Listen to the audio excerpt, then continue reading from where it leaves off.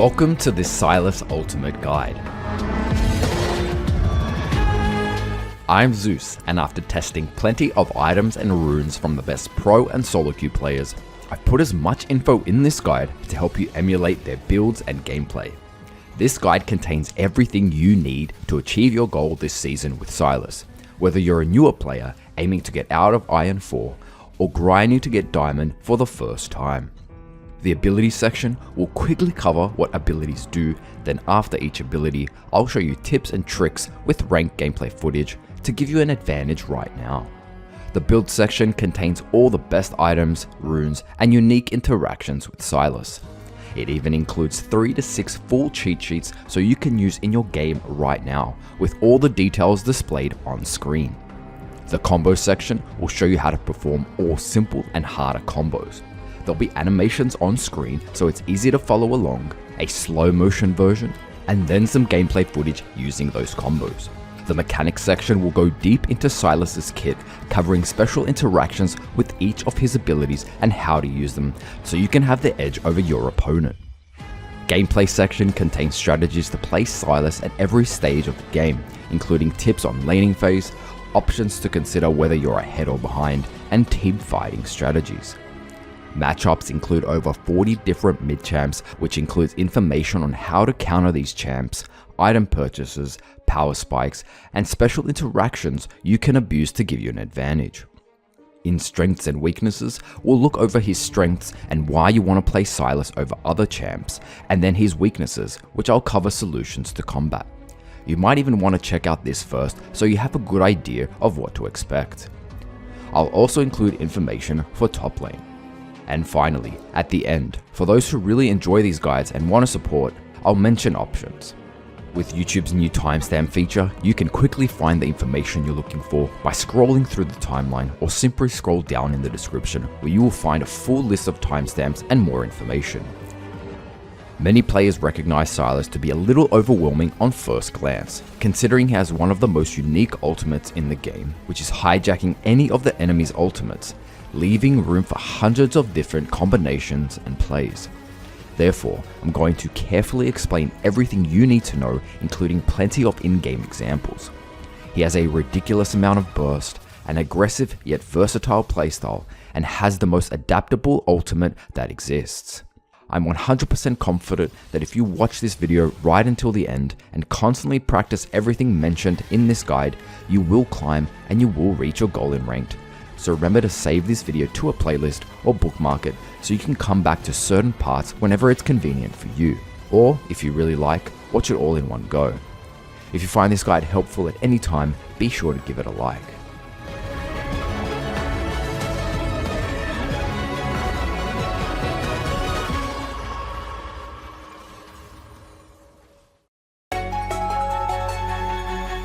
In this section, I'm going to quickly cover what his abilities do, and after each ability, I will show you tips and strategies to give you an advantage with footage from ranked gameplay. Some of these tips aren't even covered on the league's official site, or even the very detailed wiki site. Even if you may know what the abilities do, you'll still want to watch all of this section because of the tips and tricks. Sylas' abilities are quite unique, so if you don't understand something straight away, they'll become clearer as you keep watching. His passive, Petricite Burst, grants Sylas an unshackled stack anytime he uses an ability. Once he has one or more stacks, he gains 80% bonus attack speed. Sylas' next basic attack is enhanced to spin chains around him, dealing bonus damage to the primary target and slightly less damage to nearby targets who are within close range of Sylas. Both scale with AD and AP. These basic attacks become unstoppable, so basically, the wind-up animation cannot be interrupted by you or enemies apart from 3 exceptions, which is if you die, you're polymorphed, or Quinn uses Volt. But considering you have 80% increased attack speed, they are very rare conditions.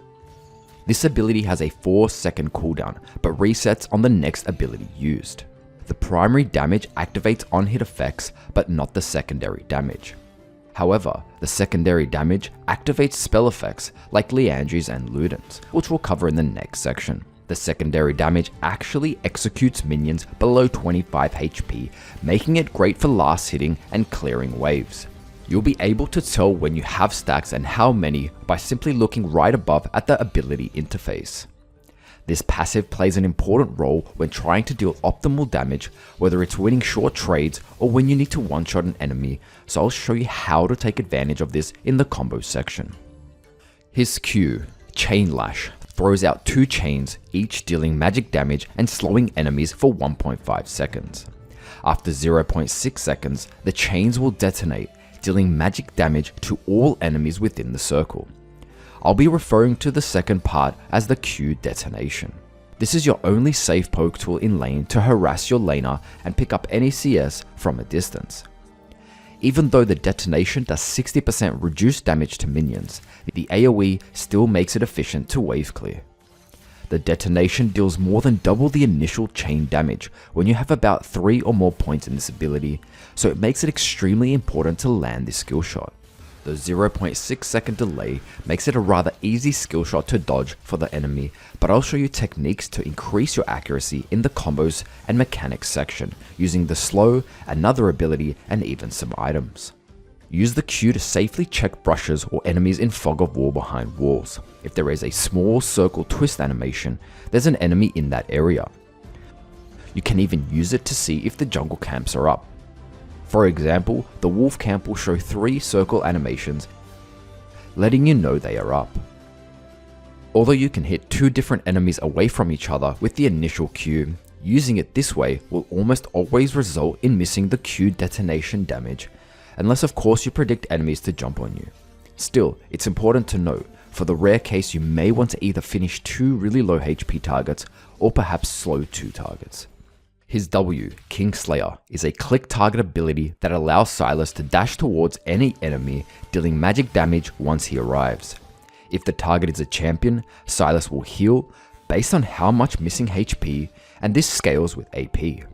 It can be interrupted, although it will be hard for enemies to react since there is no cast time and the animation is quite fast.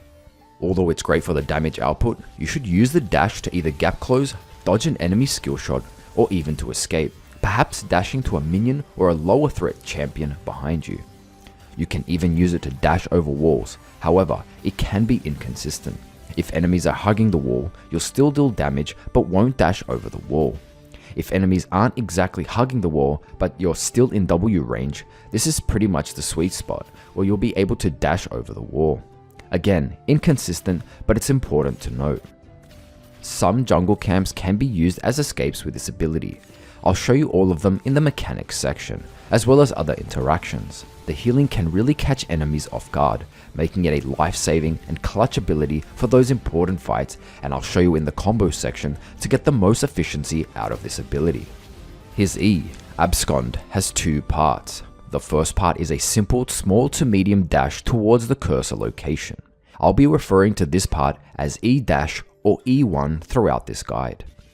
It's great to gap close, dodge skill shots, dash over walls, position to land other abilities, or simply as an escape tool. This counts as 1 stack for your passive. Once you have dash and activated the first part, you'll have 3.5 seconds to cast the second part, Abduct. Sylas throws out a medium to long range chain to the cursor location, dealing magic damage and stunning the first enemy hit for 0.5 seconds, then pulling Sylas towards the enemy and knocking them up for 0.5 seconds once he's arrived. I'll be referring to this part as the E chain or E2 throughout this guide. As long as you land this ability on a target, it will act as a dash, so again, just like your E dash, it's great to gap close, dodge skill shots, use it as an escape to perhaps chain onto a minion behind you or jungle camps over a wall, etc. This part also counts as a stack towards your passive, which means you can gain 2 passive stacks from this one ability. The chain can take longer depending on the distance it needs to travel. This means you'll have time to use W, ultimate, auto attacks, or flash, and even some items before the chain connects, allowing for some interesting combos, and I'll cover them in the combo section. Just for clarity, Sylas is unable to perform actions slightly after the chain has hit and he begins traveling to the target. I'll mention all the important wall dashes in the mechanics section to give you an edge and make those clutch plays and escapes. Even if you kill a target with the damage from this ability, you will still travel to that location. This is truly a stacked ability and will separate the good Sylases from the real Sylas mains. It can make or break an entire teamfight, as well as cost you an important 1v1. I will go over as many strategies to ensure you land this ability consistently so you always come out on top. And finally, his ultimate, Hijack, allows Sylas to copy one of the 5 enemies' ultimate ability in your current game by click targeting them at quite a long range. He can hold on the hijacked ability for 90 seconds. There is a set duration before he can select the same enemy champion again, which is 200% of the target's ultimate cooldown, so this will be different for every champion. There'll be an indicator around the champion showing the time left before you can hijack champion's ultimate again. I'll mention details in the mechanics section, specifically the champion ultimates part. The mana cost only applies once you've copied the enemy ultimate. Actually using the enemy ultimate or recasting this ability will not cost mana. Ultimate abilities will scale with your AP, and any enemy abilities that are AD will be converted into AP.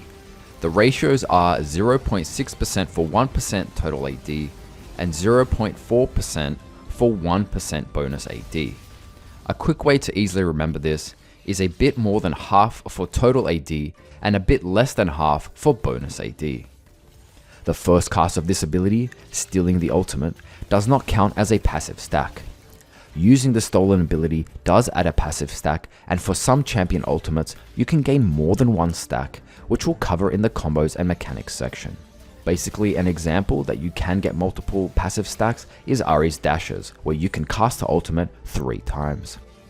If the enemy dies, becomes untargetable, for example, they use Zhonya's, or if Sylas loses sight during cast time, this ability cancels and does not go on cooldown or lose mana. This is arguably the most versatile ultimate in all of League of Legends. It will open up your world to make game-changing plays, granting you potential to burst squishies, outplay in 1v1s, 1v2s and even 1v3s, save yourself or your allies, and even steal objectives. The satisfying feeling of executing the perfect play with this one ability will seriously make anyone consider becoming a full-time Sylas main. This is an extremely loaded ability, so check the combo, mechanics and gameplay section for more details. This ability really rewards experienced players who have a good game knowledge of other champions' ultimates. I will try to make it easy as possible to decide which ultimate is best at what time, so check out the mechanics section for a reliable decision making process. I cover almost every champion, so not only will it help newer players, but it will also help veterans think of ideas and encourage plays the next time you try Sylas. Ability order. Sylas has a choice between maxing Q or W first. His Q is important for long range AoE, wave clear, and slow effects, so max this ability first in most cases, especially against ranged targets. His W is a click target ability, making it very reliable compared to Q. It also increases the healing effect, giving Sylas some insane trade potential and sustain in lane, as well as the great heal bait potential that many players underestimate. Even though you reduce the cooldown and increase the damage from leveling E, you want to max E last, as the effects from Q and W are much more valuable. However, even though you max E last, you still want to take it at level 1 in a lot of cases, as it essentially counts as 2 gap closes, 2 passive stacks, and a hard CC, making it an insanely powerful ability at level 1 for trades, invading, or even surviving invades. There is a very niche play where you can level E first, since it has a higher damage and scaling compared to W, but you will need to land it for it to be effective. Basically, when you're already stomping the game, max E first, especially against squishy opponents. We'll cover those conditions in the builds, combo, and gameplay section. And just for clarity, you want to level your ultimate whenever you can, which is at level 6, 11, and 16.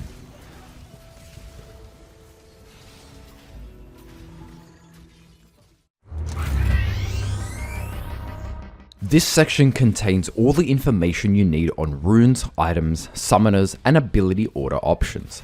I've laid them out in a cheat sheet style, with everything you need on one screen so you can use them in a game right now, but I'll also go over into detail to make sure we cover every specific choice. Major runes. In terms of major runes, There are 3 that both pros and high tier solo queue players prefer, and that's Fleet Footwork, Conqueror being the 2 most popular, and then Electrocute as the 3rd. The only other viable runes, some just barely viable, include Arcane, Comet, Dark Harvest and Phase Rush, and I'll quickly cover those after Electrocute. The important choices will be determined by the minor runes and item purchases you pick up for each game, so I'll mention special interactions and specific situations to help you make the most effective choice. Let's first cover the most popular and highly effective rune for Sylas, Fleet Footwork. Attacking and moving builds energy stacks, and at 100 stacks, your next attack is energized. Energized attacks heal you, which scales with level and AP, and grants you plus 20% movement speed for 1 second. This has become the staple rune as it provides safety and sustain during the important early laning phase. For most cases with Fleet Footwork, you'll want to max Q and aim to poke enemies. You'll only want to go in once you've chunked enemies or when you have 2 or 3 items later in the game. Let's cover the second most popular and highly optimal rune for Sylas, Conqueror. Basic attacks or spells that deal damage to an enemy champion grants 2 stacks of Conqueror for 6 seconds, gaining 2 to 5 adaptive force per stack.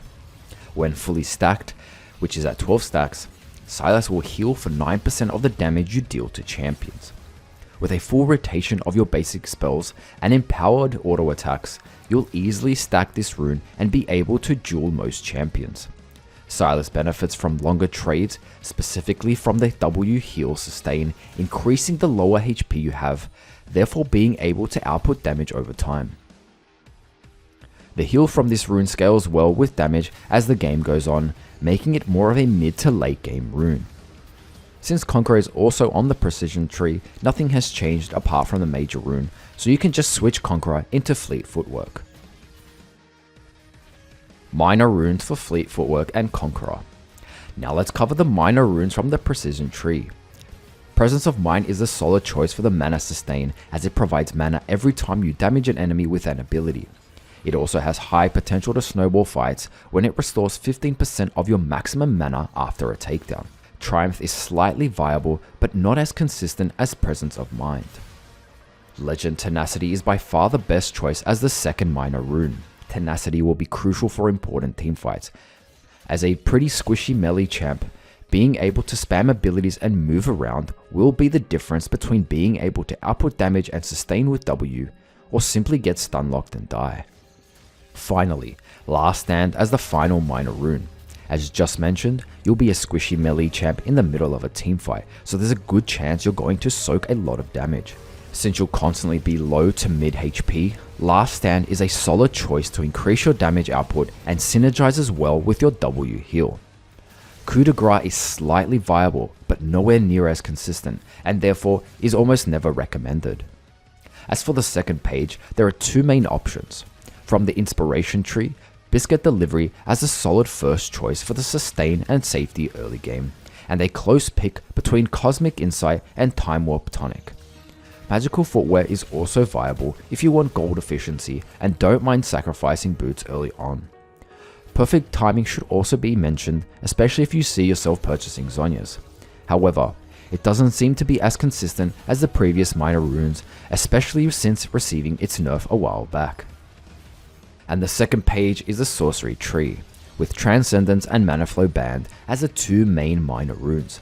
Transcendence offers extra 10 ability haste at level 8 and provides potential to snowball fights at level 11, when takedowns reduce the cooldown of your basic abilities by 20%. This could really lead to clutch heals from W and really help you become unstoppable. Mana Flow is great for early mana sustain. Gathering Storm as the absolute final choice, as it's the god tier rune for late game power spikes. If you have a strong feeling you'll have a long game, perhaps past the 30-minute mark, then this can be taken over Mana Flow banned. Once you become experienced with Sylas and have good control of his mana pool, then Gathering Storm becomes optimal. There is a third option, and that's Taste of Blood with Ravenous Hunter from the Domination tree. This is a HP sustain option, but the previous inspiration page already kind of has that covered. The only advantage is the late game healing from Ravenous Hunter, especially with your W heal, as it scales well into late game. I would highly recommend Inspiration Tree over this, but since this is an ultimate guide, I wanted to cover all options, so give it a try if you see potential in it. The third optimal major rune is Electrocute. After 3 separate attacks or abilities within 3 seconds, deal bonus damage that scales with levels and AP. This is best for burst combos and very quick trades in lane, potentially snowballing your lead. Not only is this strategy best against squishy champions that are low threat, this might be the best option against champions which are mobile and make it hard to go for long trades, therefore making Electrocute slightly favorable over Conqueror. Check out combos for the fastest way to proc this rune. The minor runes you'll want to take are Sudden Impact for the extra penetration after you use W, E, and sometimes your ult. This is perfect for the burst playstyle against squishies and synergizes with all the magic pen from Sorcerer's Shoes and Mythic bonuses. Eyeball Collection for the bonus AP after takedowns, further helping you snowball. And finally Ravenous Hunter for the HP sustain. This scales really well and is a default best option. As for the second option, considering you're aiming to snowball, the most optimal page would be Sorcery with Transcendence and either Mana Flow Band or Gathering Storm. Check the sorcery options mentioned earlier for details. 3 other major runes. These last major runes aren't exactly optimal, but considering this is an ultimate guide, they deserve a mention. Arcane Comet. This has a very niche use for poking, dealing damage from safety, slowly chipping away at your opponent before going in for a hard trade. If you have a good amount of ability haste, you can proc 2 to 3 comments in a long fight. The sorcery tree has favorable runes for Sylas, including Mana Flow Band, Transcendence, and Gathering Storm. You could even consider Scorch if early poke is something you want to prioritize. Dark Harvest could be considered the ultimate snowballing rune and in some cases might be viable for Sylas in certain matchups. In easy lanes where you can dominate early and chunk enemies below 50% HP, this might be efficient as you can start stacking it early. It even scales really well into late game where you will blow up champs with a full combo. However, Electrocute is still the most consistent early game rune if you're trying to snowball and doesn't require chunking them past 50% HP to be effective. If you're keen on trying it though, then simply swap this rune into the Electrocute cheat sheet. Phase Rush, the final rune which helps Sylas really stick to champs with a burst of movement speed. You will really sacrifice everything the previous runes provided, which was damage, sustain, and snowball potential, for basically movement speed to stick or get away, as well as some tenacity to counter slows. Perhaps if you need to consider the need to stay close to enemies that have multiple slows, then this might be slightly viable, but you could just purchase Swifties at this point. Swap for Arcane Comet if you want to try this. Shards. You can take AP or ability haste for the first shard. AP for most cases, and ability haste if you want to prioritize strong enemy ultimates. This is a really close call. To simplify this choice, if you want an early game focused shard, go with AP. Otherwise, if you're looking to scale and want assurance for the late game into mid game, take ability haste. The second shard is always AP. Last shard should switch between armor and MR, aiming to counter your lane. If unsure, armor is always the safest bet. Starting items. Now let's move on to items, starting off with first buy choices. The 2 most common and safest start to 99% of games is either Doran's Ring with 2 health pots or Corrupting Potion. Doran's Ring will provide AP, HP, and mana from last hitting minions, as well as bonus damage to minions, making it slightly easier to last hit. For most safer lanes, this is an efficient start as it provides all the early stats you need in the early laning phase, and the 2 HP pots offer room to go in for hard trades or simply survive poke. Corrupting Potion is best when you expect to take a high amount of poke or intend to go for many hard trades early on, which means you'll have to base earlier on, replenishing all 3 stacks and essentially becoming gold efficient early on. It's best coupled with the Biscuit Delivery and Time Walk Tonic runes. It provides slightly more healing compared to the 2 HP pots with the Doran's Ring and more mana regen within a shorter amount of time. Doran's Ring will provide more mana over a slightly longer earlier laning phase. With a champ like Sylas, TP becomes favorable when you expect early bases, as you'll either go in for hard trades or get poked down using all your Corrupting Potion stacks, base, replenishing all 3 stacks, then going back to lane. In order to make Corrupting Potion more efficient, you must aim to trade while the burning passive is active, making it most efficient when you are up against champs you can go in for long trades with. Again, if you ever feel you want the extra safety, prioritize taking Biscuit Delivery from Inspiration. Also, if you find yourself backing early, you can always obtain either the Doran's Ring on top of the Corrupting Potion. A very rare but viable start is Dark Seal with Refillable. This is considered a gold efficient start with potential to snowball, but it's also very risky, leaving you in a vulnerable position after any heavy poke or trade. Although not recommended as a starting item, the Dark Seal is a great first back option. All the bonus stats and sustain make it a safe option for laning, plus the option to build into Mage Eyes. Refillable Potion if you start a Doran's Ring. A very common and solid back is purchasing a Doran's Ring and a Dark Seal, providing buffs, stats, and sustain for the important early laning phase. If you're still unsure which rune to take against a certain champ, check matchup section for the specific champion.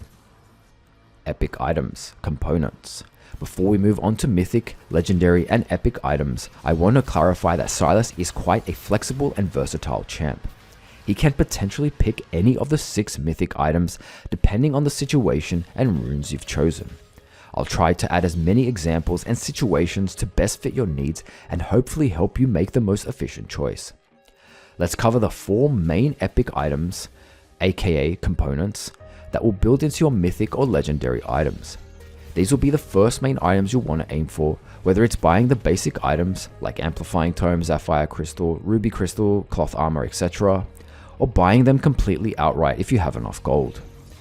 The most common epic item you'll be buying for 3 out of the 6 mythic choices for Sylas, which is Lost Chapter. This item provides ability power, ability haste, and the ever important mana to sustain you through laning phase, eliminating any mana problems and allowing you to essentially spam your abilities at this point.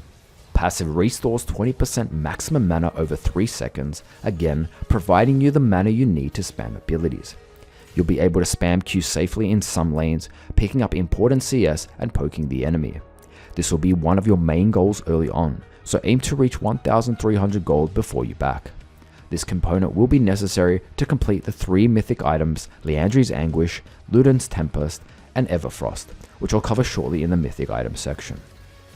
The second common epic item, which builds into 2 mythic items, is Hextech Alternator. It provides ability power and a passive which deals extra damage anytime you auto or land an ability on an enemy champion. This will be your first power spike from items, as the extra burst can help in one-shotting some squishy mid champions with a full combo. The cooldown passive is 40 seconds, so be sure to proc this safely for extra poke with your Q. Comparing to Lost Chapter, it's 250 gold cheaper and you'll have the same AP and more overall damage from this passive, but you won't gain any mana sustain, which can be an issue early on. This component will be necessary to complete the 2 mythic items Hextech Rocketbelt and Night Harvester, which I'll explain in the mythic section next. The third most common epic item is the Seeker's Arm Guard, which builds into the legendary item Zhonya's Hourglass.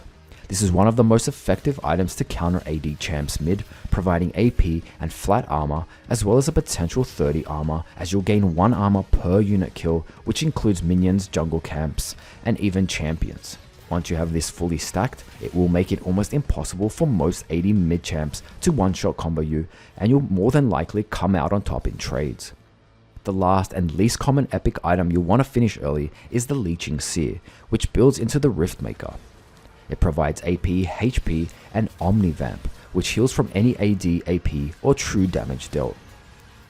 Let's quickly cover the other possible epic and basic items early on.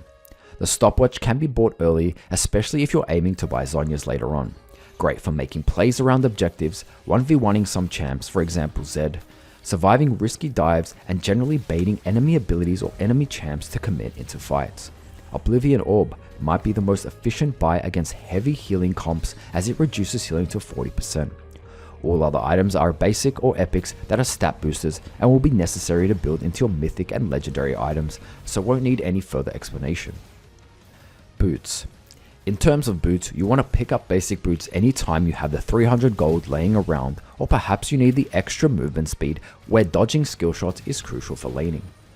The most common completed boots for Sylas is Sorcerer's Shoes, providing the extra movement speed and the important magic penetration.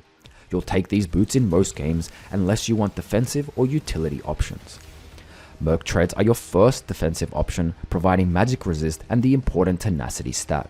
In most cases, you'll probably already have some tenacity from Legend Tenacity rune. Whether you want more tenacity, you can purchase these, but they won't stack additively. Basically, with Legend Tenacity stacked and Mercury Treads, you'll have around 50% tenacity. With a champ like Sylas who needs to get close to enemies and deep into teamfights, it's always worth considering these against heavy CC comps. Plated steel caps are the second defensive option, but only against all AD comps, or perhaps if they do have 3 very heavy AD threats, and they're mostly based on auto attacks. The final main boot choice is Ionian Boots of Lucidity, providing ability haste and summoner spell haste. The utility is great when you either need some ability haste in your build to spam abilities, as it can definitely help you survive when you have your W on a 3-second or less cooldown.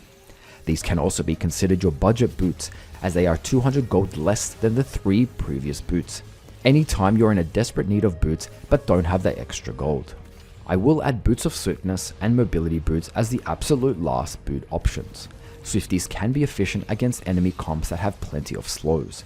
The extra movement speed is also great, which makes another budget option at the low price of 900 gold. Mobs are really pushing the viability, but can work if you plan to constantly roam and will help you get close to enemies to land that ever important E chain. Mythic items. Here's where things start to get interesting when it comes to Sylas. Where most champs have 2 to 3 favorable mythic items at most, Sylas can actually choose from up to 6 mythic items, all for different situations. First, I'll cover what each item does and how it works with Sylas. Then we'll cover and consider which is best for your situation and any other conditions to keep in mind. We'll start with the most common mythic item on Sylas, and that's Liandries Anguish. This builds from earlier mana focused item Lost Chapter. In terms of stats, it provides AP, mana, and ability haste. Landing an enemy applies Torment, which burns enemies, dealing magic damage over time, scaling with AP and a percentage of their HP. While they are burning, enemies lose 5% magic resist per second, up to a total of 15%. Basically, it's an effective damage over time item that provides everything Sylas needs to burst squishies, yet still be efficient in chunking tankier enemies with a percentage HP damage and loss of magic resist. Considering Sylas does better with long trades, constantly chasing down and sustaining in fights, this damage will slowly add up. The mythic passive provides ability haste to all other legendary items, helping decrease the cooldown of your abilities, synergizing well with Sylas' playstyle of spamming W to get those clutch heals in teamfights. The amount of times I've survived in teamfights due to having just enough ability haste to get a life-saving heal is insane. On the contrary, there have been quite a few times where I didn't have enough ability haste, was less than half a second away from a W heal and died. Another reason why this item is slightly favorable is that the AoE damage from your passive autos will actually proc this burn passive on all champions within range, which is insane damage output. Just a quick note, you will lose the Lost Chapter passive where you gain mana on leveling, but this won't be an issue as you'll gain 300 mana upon completing Liandries. The second most common mythic is Hextech Rocketbelt. It provides AP, HP, and ability haste, as well as the important active that allows Sylas to dash a short distance, unleashing missiles in an arc, scaling with AP. After the dash, you'll gain 50% movement speed towards the enemy champ for 2 seconds. This synergizes quite well with Sylas' playstyle, as you'll need to get close and stick to your enemy. It becomes very effective against mobile champs that can disengage, providing another way to get close. There's quite a few combos with this item, so check out the next section, Combos, for specific strategies to one-shot and stick to mobile enemies. The mythic passive will provide magic penetration for each legendary item. Just a quick note is that you actually lose the passive from Hextech Alternator component. Another common mythic item is Ludens Tempest, providing AP, magic penetration, mana, and ability haste. After landing an ability, its passive, Echo, deals additional magic damage to the target and 3 nearby enemies, as well as granting you 15 movement speed for 2 seconds. Just like Liandries, it builds from Lost Chapter, so a great item for mana sustain in lane and general freedom to spam abilities without going Although Ludens favours more poke style mages, Sylas' Q has quite some range, and you're generally able to deal quite a bit of AoE damage from your Q and the Ludens passive, making it ideal to poke enemies before or during a fight, or any time you're sieging or defending towers. The Mythic passive will provide magic pen to each legendary item, generally making this item great for squishy enemy team comps. Coming in fourth is the Mythic item Night Harvester. It provides AP, HP, and ability haste, as well as the Soul Rend passive. Damaging a champion deals additional magic damage, scaling with level and AP, and grants you 25 movement speed for 1.5 seconds. Similar to Rocketbelt, it synergizes with Sylas' kit, getting in close and providing burst and the movement speed to stick to your target, allowing you to output damage through your passive auto attacks. Damaging a new champion will actually extend the duration of the movement speed bonus, incentivizing you to dive deep into the enemy team. The Mythic passive provides ability haste per legendary item, which seems to be one of the more optimal stats for Sylas' playstyle, spamming abilities and getting that ever important W heal to sustain. Everfrost is the fifth most common and is the final Mythic choice item built from Lost Chapter. It provides AP, mana, ability haste, and even HP, something the other two Lost Chapter items don't provide. Its active, Glaciate, deals scaling magic damage in a cone, slowing enemies by 65% for 1.5 seconds, but most importantly, roots enemies in the center, creating possibilities to CC lock even the most mobile enemies. We can use this CC for landing the important detonation damage from Q, or guarantee we land our E chain. This active actually counts as a stack towards your passive, and I'll show you how to effectively use this active in the combo section. This could be considered the favorable item if you want mana, utility, and HP. The Mythic passive provides AP per legendary item. The final Mythic is Riftmaker, built from the unique epic item Leeching Seer.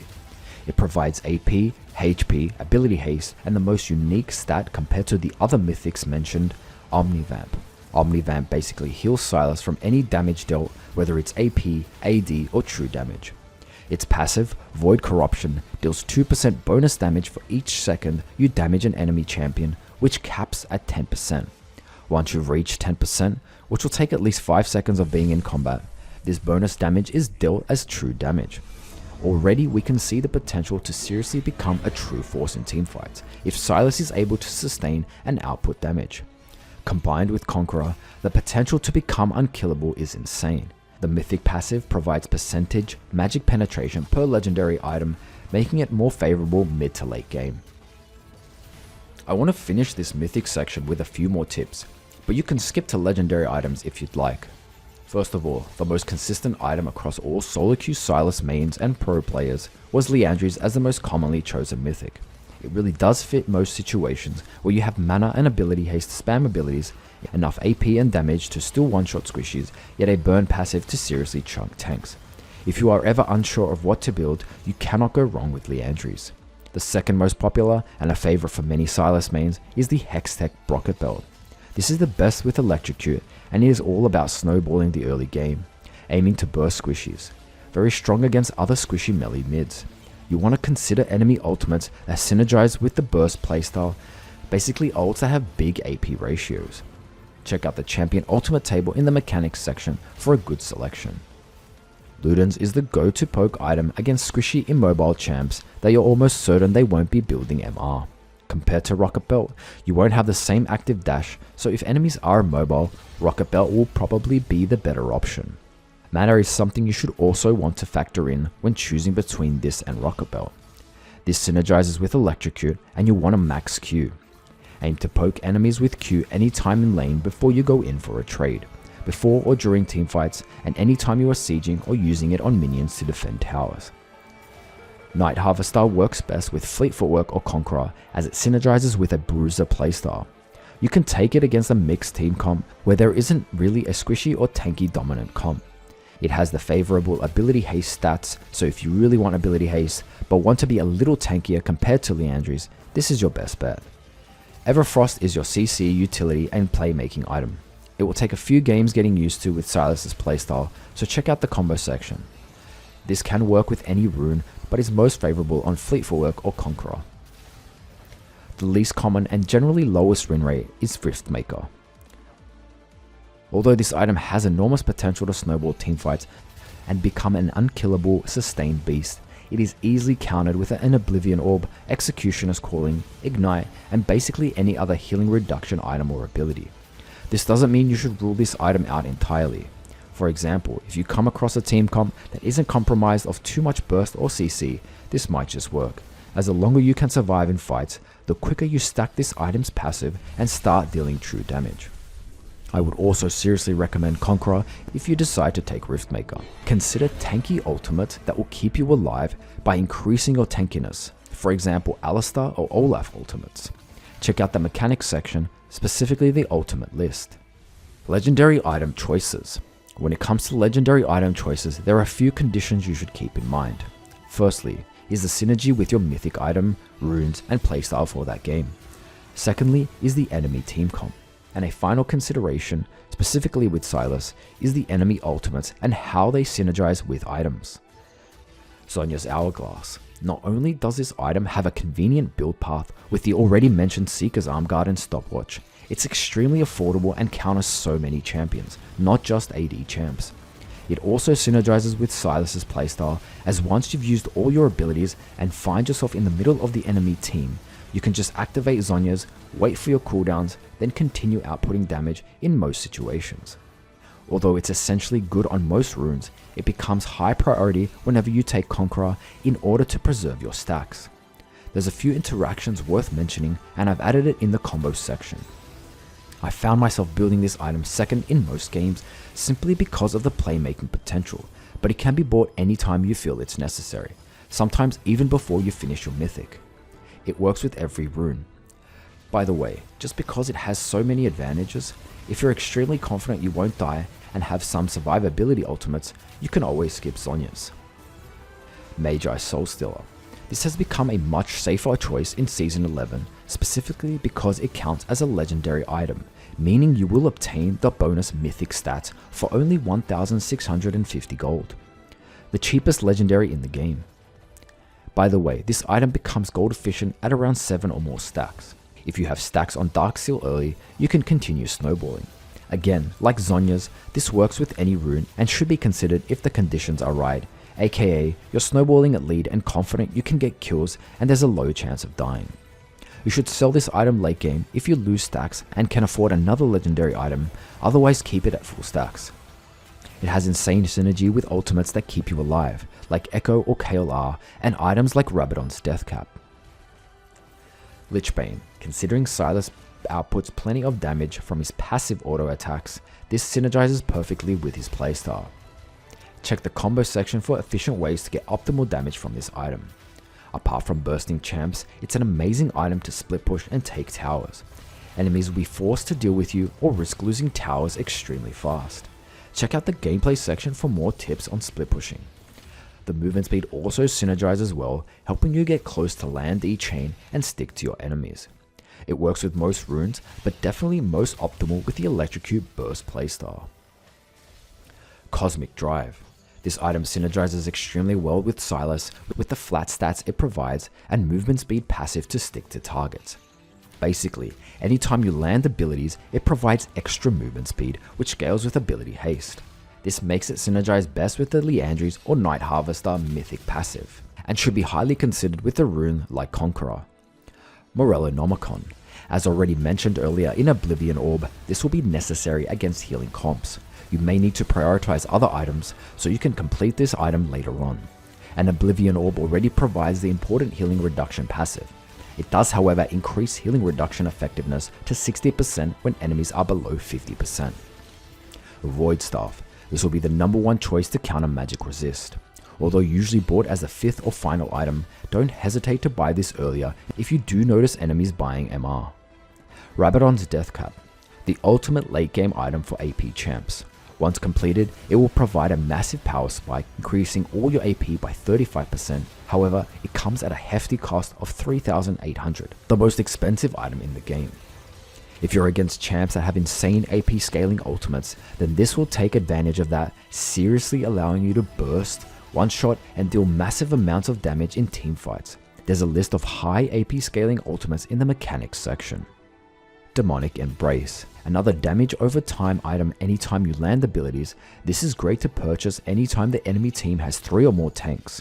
It will reward Sylas' playstyle, providing him flat AP and stacking armor and magic resist, increasing with each enemy champion to tank damage and stay in fights longer. This is best with Fleet Footwork or Conqueror runes. Banshee's Veil, a solid defensive item against AP threats with an extremely useful spell shield that blocks the next enemy ability, which against certain threats could be the difference between winning and losing a teamfight. Spirit Visage, another defensive item which synergizes well with Sylas' W heal and just survivability in general. When there are 3 or more threats, it becomes really efficient by soaking up damage, and you'll essentially play as a Bruiser in a more tankier role, best with Fleet Footwork or Conqueror runes. It has amazing synergy with certain ults, notably Swain's ultimate. The increased healing and general tankiness allow Sylas to survive while positioning deep into the enemy teamfight while Swain's ultimate is activated. More details and mechanics, specifically champion ultimates. Nashor's Tooth. Not commonly seen on Sylas, but it has some potential to be viable. Considering Sylas already auto attacks quite heavily in his combos, he'll make use of the extra damage on auto attacks quite well. However, Sylas already gains a large amount of attack speed from his passive, so the attack speed from this item is mostly inefficient. It's best purchased when you've taken the Conqueror rune and the rare mythic mentioned earlier, Riftmaker. This synergizes well with the split pushing strategy, and I'll mention tips in the gameplay section. Rylai's Crystal Scepter. Although not the most effective item, considering Sylas has a slow on his Q and enough CC to stick to enemies, it's still viable for the stat and synergizes well with damage over time items like Liandries and Demonic Embrace. There are even some interactions worth considering, like Annie's ultimate with Tibbers, applying AoE slows, making it seriously hard for enemies to peel Tibbers off, or even a Swain ult, making it hard for enemies to move out of Swain's R. Check out the mechanics sections for more details. Definitely a niche item, but worth mentioning. Gargoyle Stoneplate. If you're after a mixed defensive stats to survive heavy burst, the stats and active from Gargoyle make it an effective purchase. You'll want to have some HP already built from other items if you want to make good use of this active shield. Horizon Focus. Generally this is not an optimal item for Sylas, but if you can activate the passive from an enemy's ultimate, for example Xerath, it might be efficient for certain situations. He can still activate this item's passive by landing your E-chain. Check Mechanics Champion Ultimates for more info. In terms of other defensive options, you can pick any of the tank items, but try to limit it to 1 or 2 tanky items, specifically if they are extremely AD or AP heavy, otherwise you'll really start falling behind on damage. Perhaps if your team already has plenty of damage and you find yourself becoming a frontline, then you can definitely break this rule. You can even avoid purchasing any tanky items anytime you have the opportunity to steal an ultimate like an Alistair R, allowing you to splash the cash on AP heavy items. As for elixirs, pick up sorcery anytime you have full build or before an important fight. Consider Elixir of Iron in some cases, especially if you have enough damage on your team and have taken more of a frontline role in teamfights. Summoners. When it comes to summoner spells, Flash is always your first choice, with the second choice being between Ignite or TP. Ignite. This will be the main tool to secure kills during early lane phase, helping you snowball the game. I would always recommend it if you've taken Electrocute, whereas other runes will be lane or team comp dependent. Taking Ignite shouldn't only be considered just to kill your laner. Sometimes you want it to apply pressure in early skirmishes with your jungler, with Ignite providing that extra potential to win those early clutch fights. I'll mention in matchups which specific champion you want to take Ignite against. Teleport. Teleport will be the safest choice for all other runes except Electrocute. It provides that extra added safety early game, helping you recover from any hard trades or even an early death. You can minimize the impact from an early death by TPing to lane and hopefully staying ahead or even in gold and experience. As well as the safety, it's great for making plays, split pushing, objective plays, and backdooring late game. I'll elaborate on these strategies in gameplay. I also added other summoner spells in the cheat sheets which have room to be viable in very few cases, and there are a few champs in the matchup section that will explain this.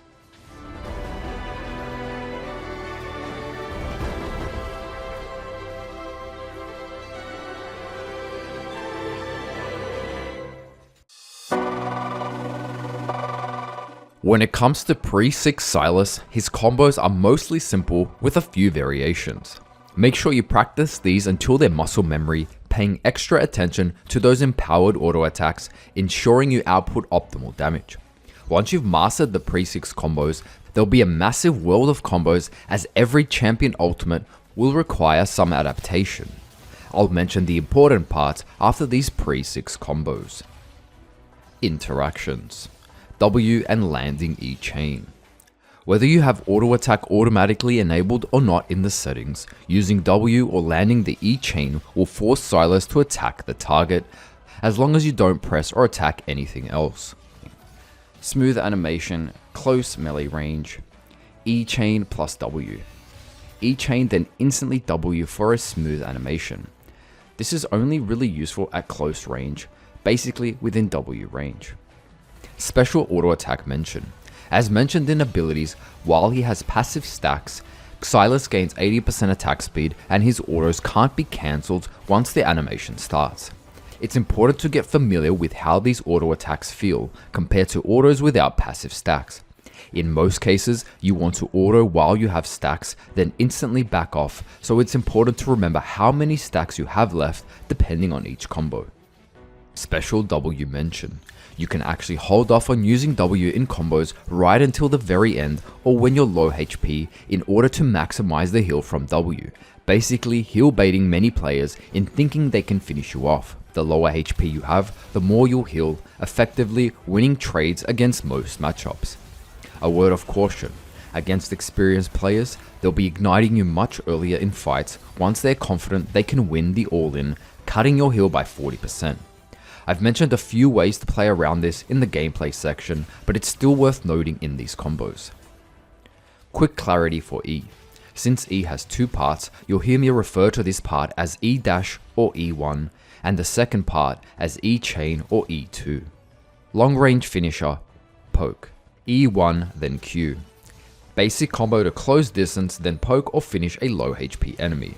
This combo assumes the enemy is in a dangerous area, either under a tower or next to the other enemy champs, otherwise you should use your E chain to follow up with more damage. Level 1, small, no gap closer. E, auto attack, E, auto attack. Great and simple combo to activate Electrocute, dealing high damage for level 1. Although this isn't the preferred combo anymore since he can stack his passive up to 3 times, this is still faster if you're right on top of the enemy within melee range, since you'll be able to get an auto attack in quickly before you E-chain. With just one ability, you can gap close twice, activate 2 passive stacks, stun and knock up your target, and easily proc and stack runes such as Electrocute and Conqueror, all at level 1. In some cases, you want to let enemies push you in early, so if you're unsure about starting E level 1, check the gameplay section and specific matchups for details. Level 1, close or used as a gap closer. E1, E2, auto attack and auto attack. Same amount of damage, but you'll be using this to close a lot more distance, and landing it will generally be harder. In the following combos, I'll be showing you techniques to improve your chances. A quick note about double E. If you press E then instantly E again, it won't buffer the second E, therefore it won't activate the chain. Therefore, you want to E and then just spam E again. If you're already in close range, but you just want to damage and CC from E chain, dash on the spot and then E chain. Because you dash on the spot, you'll save time and be able to throw the chain slightly faster. Optimal pre-6 combo, small gap closer, melee range. E1, auto attack, E2, Q, auto attack, W, auto attack. Here is the most optimal combo when it comes to damage output, assuming you land both parts of Q and E chain. Your first E is to close distance or just to activate your passive. In some cases, against melee champs, just E on the spot. Then instantly E at close range to land your chain. Once they're rooted and knocked up, you'll have a much better chance to land both parts of Q, especially the important detonation damage. Continue with auto attacks, which is usually either 1 or 2 depending if the enemy is retreating. Finally, you'll use your W as the final gap closer to stick to your target. As already mentioned, it is the most effective when it's used last in order to maximize the heal part of W, and you'll likely have sustained some damage towards this part of the combo. Finish off with auto attacks, preferably making sure you use all your passive stacks. Very few enemies will be able to survive this entire combo, so if you're able to complete a full rotation, be ready to ignite and kill your enemy. Optimal pre-6 combo. Need a gap closer, ranged champions. E1, E2, auto attack, Q, auto attack, auto attack, W, auto attack.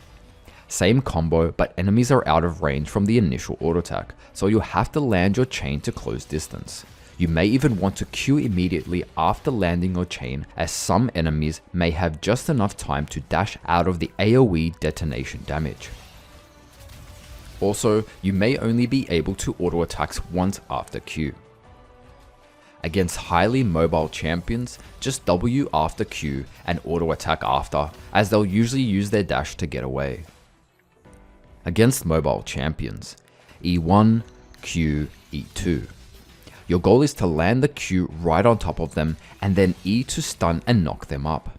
If done correctly, they'll have no way of escaping and you'll guarantee the Q detonation damage. Quick combo, close range.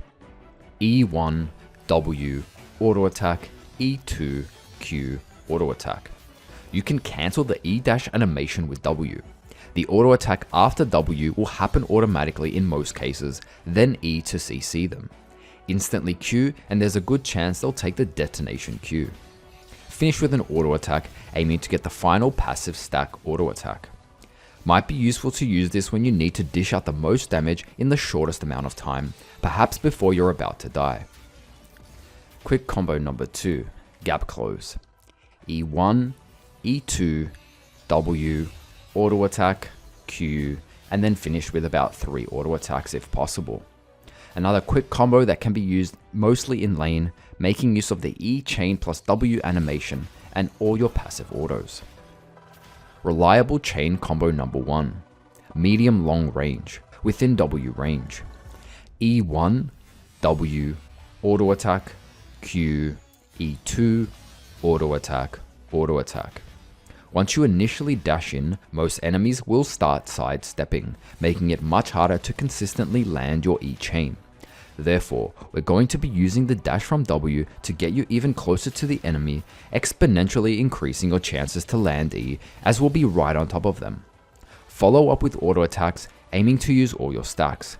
The main downside to this combo is using the W early, basically reducing the heal you receive, unless of course you are already low HP at the start of this combo. If you max Q early however, this won't be much of an issue, as the main priority is to land the Q detonation. Reliable chain combo number 2, out of W range. E1, Q, E2, auto attack, W, auto attack. Not as reliable as the previous combo, since you won't be in W range to get really close and therefore need to land E chain from long range, but you'll still utilize the Q slow to help you land the E chain. Pay attention to how enemies sidestep and aim the E chain accordingly. They'll especially try to avoid the Q detonation by sidestepping away, and this will give you the perfect chance to aim your chain. You want to use this combo when you are not maxing Q, as you may lose considerable damage from the Q detonation. The advantage compared to the last combo is maximizing the heal from W, as we'll use it close to the end of this combo. Make sure to use up all your stacks from your passive as usual, which should be about 3 after your W. Q, W, harass, poke, heal, charge. Q, W, auto attack, E dash away. This is great anytime you want to get a quick heal against champs and simply back off. Very consistent damage when enemies are under their tower and you can't follow up with any other damage. This is obviously dangerous against many champs that can then turn on you, but hopefully the Q slow will deter them a little more. Best used when there's a large wave and enemies struggle to counter trade. This can also be really effective against melee champs in lane that beat you hard in trades, as you can simply poke them and retreat behind your minions or under your tower. E dashing with minions around. Most enemies will anticipate your E chain after you've used your E dash, they'll usually start moving behind or around their minions, making it hard or impossible to land your chain. A very effective strategy is actually preparing for this and having the enemy minions very close to being executed. Then once the enemy stands behind them, use your auto passive AoE to clear the minions, leaving the enemy vulnerable and leaving you with a much better chance to land that important E chain. Another method when dealing with minions is simply E dashing behind the enemy, then hitting E chain. This will be harder against ranged champions. W auto attack target 1, then chain to target 2. E1, E2, W before the chain connects, auto attack, then Q. Basically, you'll end up at another target. The longer the chain, the more time you'll have to auto attack. Otherwise, if the distance is too short, you'll only be able to W. So when might this be useful? Although there are a lot of variables during a real game, think of a time when you need to clean up low HP champions. You can E-chain the main target you want to stick to, then use the W auto attack, even ignite for a burst of damage plus electrocute damage, finish them off and end up at the next target. Another instance could be used as a clutch escape. Let's take a jungle camp as the escape target. If there are a number of enemy threats, but you want to finish off a low HP target, aim your E chain at the jungle camp, W auto ignite the squishy, then escape over the wall. You can cancel E chain, last second W right after the chain connects. E1, E2, and then W almost the exact moment the chain lands. This is kind of hard and it's a little bit risky. You can actually completely lose the damage and effects from W in some cases and end up at your E chain and have the W on cooldown. Essentially, you are cancelling your own W. This can really ruin your chances of surviving, so consider this risk before using it. It's very inconsistent even on these practice dummies.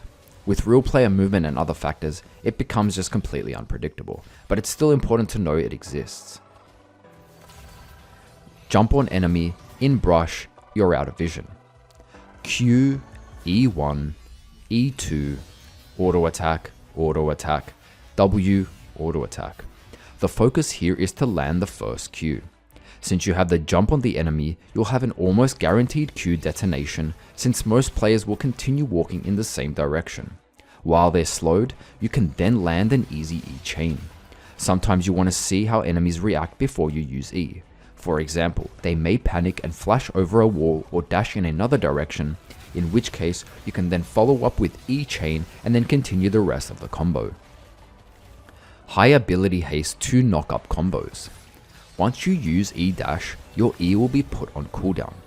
If you activate E right at the end of the 3.5 second timer, especially once you have quite a bit of ability haste, E will almost be off cooldown and you'll be able to knock up an enemy twice in a short duration. Taking tower combo. E on the spot, Q, E chain, then 3 autos on the tower. A quick combo that spams 3 abilities then auto attacks the tower 3 times. This is faster than using an ability, then auto attacking, then using another ability, then auto attacking, etc. You shouldn't be hitting E chain on anything, and you should start auto attacking the instant you finish pressing E chain. Get an extra empowered auto by using W on a minion nearby and auto attacking the tower. Try to use the AoE from your passive to clear minions too. Caution using this when you are unsure if enemies are nearby, as you pretty much are vulnerable without any cooldowns available. Combos over walls. How you combo over a wall can determine whether you finish off a mobile or escaping enemy, or whether they get away, and even leaving yourself in a vulnerable position. Sylas has potential to dash over the same or numerous thin walls up to 3 times with just his W and E, so depending on how you use them, it could be the difference between a kill or an enemy escaping. E over walls. Thin walls. Thin walls are highly advantageous for Sylas, as you have the option to E-dash over thin walls, allowing you to get close and have vision of your target. Depending on how the enemy reacts, you can then follow up with E-chain. Some champs may go back over the same wall, in which case you can then E-chain over the wall to catch them. In some cases, after you have E-dashed over a wall, even though you may be able to land an E-chain, it might be better to wait until the enemy has used their dash or flash, then follow up with E-chain. Definitely something to keep in mind against mobile champions. Thick walls. Around thick walls you'll be limited to only using E-chain and will also need to land it from long range. W. As long as your priority is to kill a squishy or easy mobile target, you should always consider W first over a wall. Although this is the rarest outcome, where an enemy is just perfectly over a thin wall, then you have a chance to W dash that wall sticking to your target.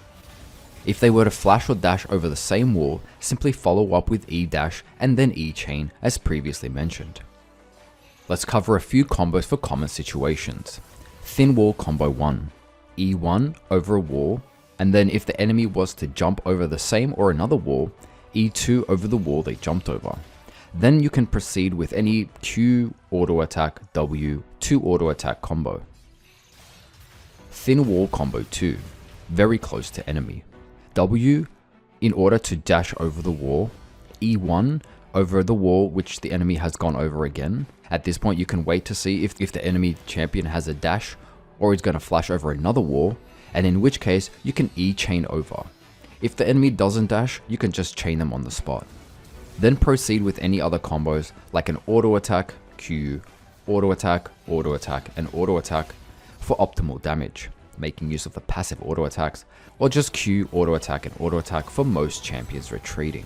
If you don't end up dashing with W, perhaps the enemy was too close, just use E dash. E dash caution. E dash is the only safe and reliable dash to escape away without needing a target like W and E chain. Once you've used it over a wall, there may be no way out, so always consider this before the initial E dash. Flash combos. Q flash clarity. There are some abilities in League that allow you to extend the range of an ability by flashing right after it.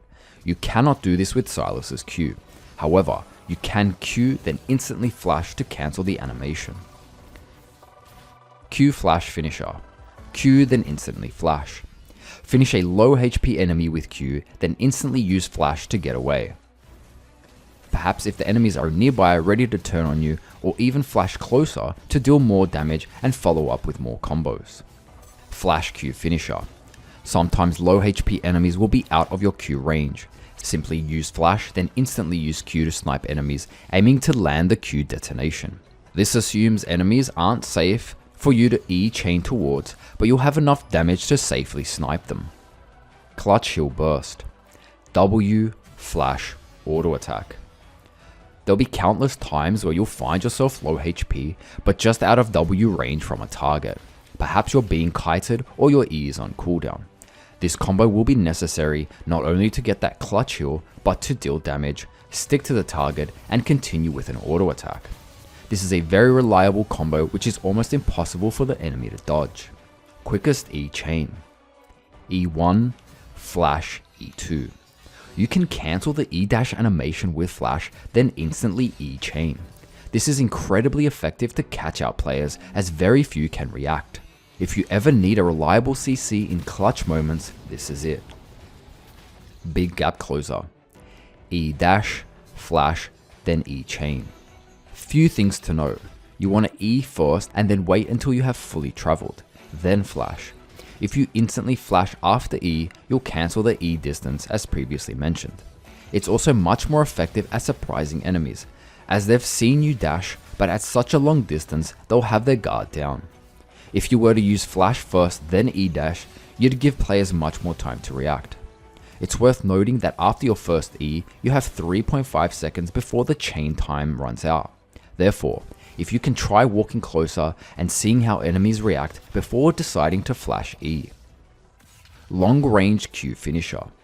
E1, flash, Q. E dash, and then just as your dash finishes, flash and instantly Q, sniping low HP enemies from very long range. Most guaranteed Q fast burst combo.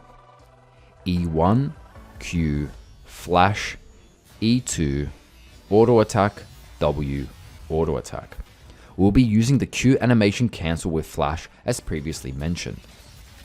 When you're in an extremely clutch fight and everything depends on landing your Q detonation, this combo will be your highest chance for success. You want to E dash to get in range, or simply to start off the combo, Use Q, aiming for the detonation circle to be right on top of the champion, instantly flash to get as close as possible, and then instantly E-chain to CC lock them in place, resulting in an almost guaranteed Q detonation damage. The flash here is used to limit the time it takes the chain to travel, making it very hard for most players to react. Then follow up with an auto attack, W, auto attack, and preferably more auto attacks using the last 2 stacks of your passive. Flash W auto attack low HP target 1, then chain to target 2. E1, E2, flash, W right before the chain connects, auto attack, then Q.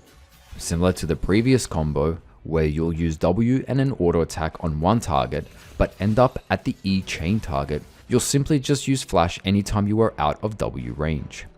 Although you'll rarely want to use this, it may just be useful when you have 2 enemies moving in different directions, but you can confidently finish the low HP target off. The last 2 flash combos are hard to consistently pull off, even against practice dummy targets, but still worth mentioning as they can be important to avoid and may just save you from wasting flash. Using flash to cancel E-chain, long range stun. E1, E2, then flash the instant the chain connects. It's crucial that you flash the instant the chain connects for this to work. Any later and you won't be able to flash. Any sooner and you will end up at the enemy, basically wasting flash. However, if you flash while you're at max distance, this becomes inconsistent. As mentioned in abilities, when E-chain lands, they are first stunned for 0.5 seconds. Essentially, you could stun an enemy from long range and not need to get close. However, because you never travel to the enemy, you won't be knocking them up, and therefore you're losing an extra 0.5 seconds of knock up CC. Interesting interaction at max range chain. When throwing chains at max range and then using flash, the flash will somehow not allow the chain to connect, essentially cancelling the chain, and you won't travel towards the target. Again, this only happens close to max range, and taking into account players' movement, ping, and the travel time, it's extremely hard to use this consistently as a way to cancel the chain. It's important to know it exists, as it may provide a clutch way to survive and save you from wasting flash. By the way, if you ever do take a chain that you decided halfway you don't want to take, it may be best to either take the chain and flash once you've arrived, or even just accepting death and saving flash. Ultimate combos. Since there are over 150 champion ultimates, there is literally a minimum of over 150 combination of abilities. Now obviously this is way too many to remember, but what we can try to do is simplify them into categories that share similar aspects, therefore making it easier to adapt. For example, gap closing ultimates like Ahri's dashes. We'll first go over combos for stealing ultimates, then we'll go over how to use these stolen champion ultimates in combos. Stealing ult mid combo. Before we get started with ultimate combos, an important interaction is stealing the enemy's ultimate during the combo in order to cancel the animation, saving you time and even catching some players by surprise. There are a few ways to do this. Depending on the ultimate you're stealing, you want to steal that ultimate accordingly. For example, in a 1v1, you can steal an Execute ult right at the end. Sometimes, if it's some sort of CC, you want to use this as an engage, so you'll steal it right at the beginning of the combo. So let's just go over the 4 ways you can steal ultimates with your abilities. E1 then R. One of the most common ways at long range, as it will allow you to get enraged to steal ultimates, and this will be used for most engage ults. R plus Q. There's a bit of a buffer and it doesn't really feel smooth. This is best early mid combo if you just decided you wanted to go all in. E2 plus R, one of the most efficient mid combo ult steals, as you'll be locked in anyway once the chain hits. R plus W, very smooth, and the first cast of R is cancelled by W. Probably best as a finisher or execute, since W will mostly be used at the end of your combos. Taking ultimate from target 1, then landing your chain on target 2. E1, E2 towards target 2. Flash or use Rocketbelt, then press R. The main focus is to land the E chain on the target you want to fight or kill, but steal an ultimate from an enemy out of range. Right as you send out your E chain, you want to instantly flash or use Rocketbelt towards or in the range of the target in which you want to steal the ultimate, Then you'll get slingshot back onto the target you want to kill. Depending on the ultimate you've stolen, this will affect how you finish the combo. This is a very niche combo and you'll rarely want to consider this with Flash because of the risk of losing an important cooldown. So 99% of the times, I'd only consider using this with Rocketbelt. Here are some key points you can remember for any ultimate that interacts with your kit to ensure you make the most of your combos. Quick interactions. Q. Use ult to CC them, then follow up with Q for guaranteed detonation damage. W. Use a dash, then W to cancel the ult dash, for example, Akali's first dash, or any of Ahri's dashes. E dash. Get close for an AoE ult. E chain. Use ult to CC, then follow up with E chain to CC lock them. Ultimates. Ultimate recasts. Anytime you activate an ultimate, whether it's once or more times, like Ahri or Akali, this will proc your passive, so you'll build up passive stacks. Template ultimate. Optimal damage. E1, auto attack, E2, W, ultimate, auto attack, Q, and then finish with 3 autos.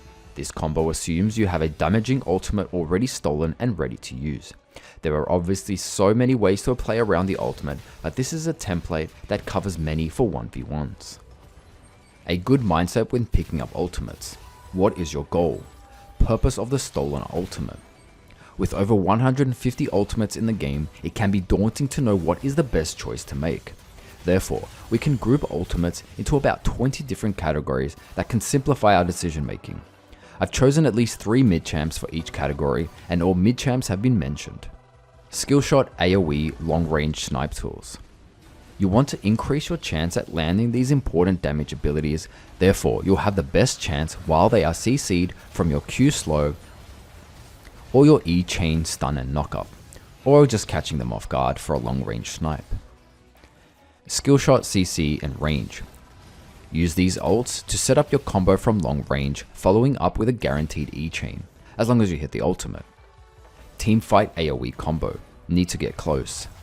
Use E dash and E chain to position in the middle of as many enemies as possible, then hit ultimate. Click target CC. Best used as engage and set up for your team. These can guarantee Q and E landing before or after. Click target damage. Reliable damage that cannot miss, but it's not that threatening. Executes.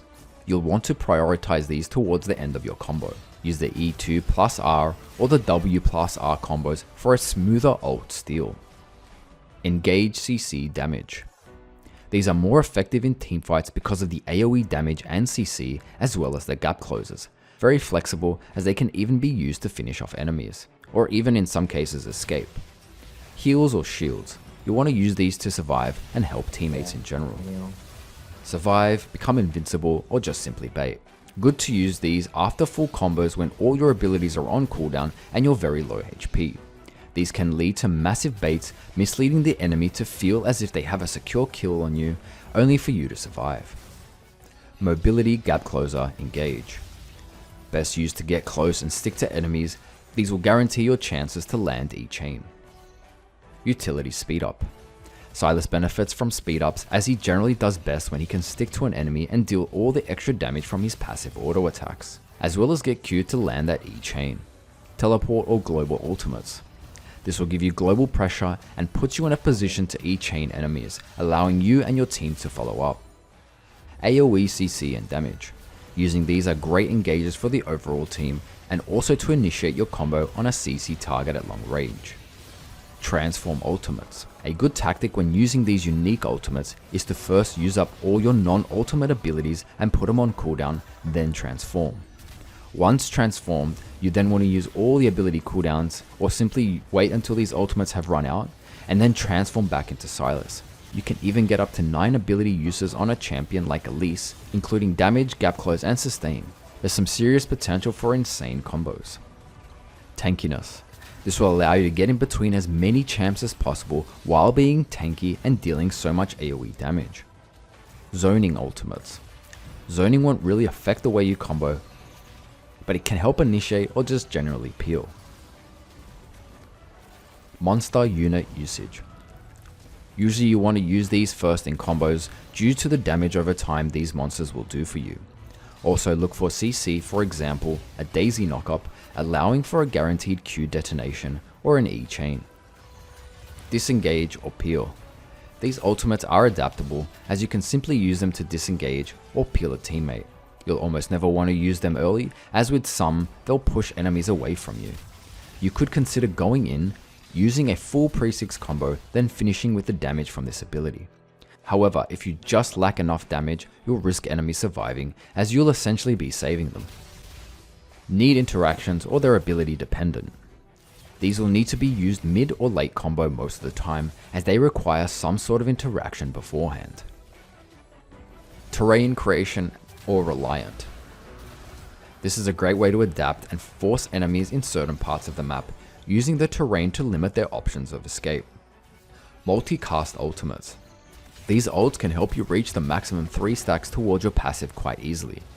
Try to use your stacks when you've reached 3 before you use any other abilities, although this isn't always beneficial. Sustain Omnivamp Self-Heal. These can allow you to snowball fights and should be used early in your combos. Use Zhonya during these combos to help you survive during these ultimates. Keep in mind, these are just categories that a majority of champion ultimates fall under, but many can fall under more than one. For example, Shen provides a shield and TP, and Akali's ultimate can fall under mobility and execute. Remember, there are plenty more details, just check out the next section, Mechanics, and go to the Champion Ultimate section for way more information. Example in bots. Graves ultimate. For an ultimate like Graves, we generally want to use it as a finisher as he dashes backwards away from your target. However, we can use the E-chain mechanic to negate the dash backwards and still end up next to the target. E1, E2, then R, this will cancel the chain. Hence we'll be using E1, R, E2 to stick to the target. Note that you must be close to the target before you are. Nidalee ultimate. You want to use all your abilities then transform. When in Cougar form, W, E, auto attack, Q, auto attack, then auto attack, since her Q resets her auto attack. Her Q also increases in damage for missing HP, so it's best used as an execute. Careful with W pounce, as you will always move a set distance, which can actually leave you away from your target. Shyvana ultimate. Shyvana is a little different compared to other transform ultimates. Since the ability cooldown transfers over into dragon form, you can either use all of Sylas' abilities, then ult away from the enemy and wait until the cooldowns are ready, then shoot E fireball from long range. Or you could simply engage in dragon form, having all the abilities ready to use. Ziggs ultimate. Although there are plenty of ways to use a Ziggs ultimate in a combo, you want enemies to get hit in the center for optimal damage, and E-chain is your best bet. Either ult before E-chain or right after your E-chain connects. Lucian ultimate. R, then use E1 and E2 to reposition and CC them, and you can use both these abilities during Lucian's ultimate. Ashe's ult. Simply use Ashe's ultimate to begin a fight. Once they are stunned from long range, you can follow up with E, then any other previous combo already mentioned. A Mouth ultimate. Here's a template for a Mouth ultimate. E1, R, Q, auto attack, E2, auto attack, W, then finish with auto attacks. The main thing to focus on this combo is getting that secured E and Q once they are knocked up from Malphite's ultimate. Practicing ult combos can be difficult, so here is a list of champions in the practice tool that you have available.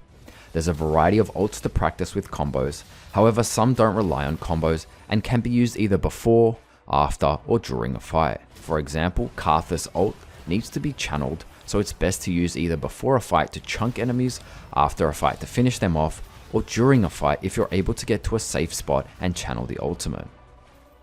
Item combos. Rocketbelt. Just a few notes on Rocketbelt before we start. The Rocketbelt active does not provide a stack towards your passive. The old Protobelt would actually apply damage for each missile hit. This is not the case with the new Rocketbelt. You only need to hit a single missile to get the maximum damage. Before I mention any specific combo with Rocketbelt active, there are quite a few purposes you'll want to consider. One of the main purposes is to close distance, using the dash and movement speed towards your enemy, allowing you to effectively engage on enemies further away and ultimately increasing your chances to land abilities, especially the E chain. Engage. Gap close enemies far away. E1, Rocketbelt, E2. Use your E first, then the Rocketbelt active to dash, then use the bonus movement speed to close distance until you're in E chain range. You can even use this close up using the Rocketbelt to cancel your E dash animation, which is coming up soon. Other uses for Rocketbelt don't really need combos, and they can be used anytime you need them. Long range potential to snipe low HP enemies. The active missiles have surprisingly long distance. Anytime you finish a combo and enemies dash or flash away, use the active bolts to hopefully finish off low HP enemies. They have a longer distance than your Q. Defensive uses. Escape, dodge skill shots, or change position. If you're ever in a vulnerable area and have no cooldowns available, this might just help you get away, dodge a skill shot, or position closer to your team. Counter dashes during combo and stick to targets. During some combos, some enemies will use their dash or flash and start kiting you. Keep this active ready to counter those dashes. Clearing minion waves, camps, or even champion monsters, for example Malzahar minions. Use this active to damage multiple minions, making sure to spread out the missiles to hit as many as possible. By quickly clearing waves, you can base quicker, help lanes by roaming, and even save some mana. An important use specifically for Sylas is using this in synergy with his E chain. As we mentioned earlier, many players will position around minions when they expect your E chain to come out. By quickly clearing minions with this active, the enemy will become vulnerable and give you a much better chance to secure the E chain. Careful early on, as you may not have enough damage to clear minions, so make sure they're already low HP.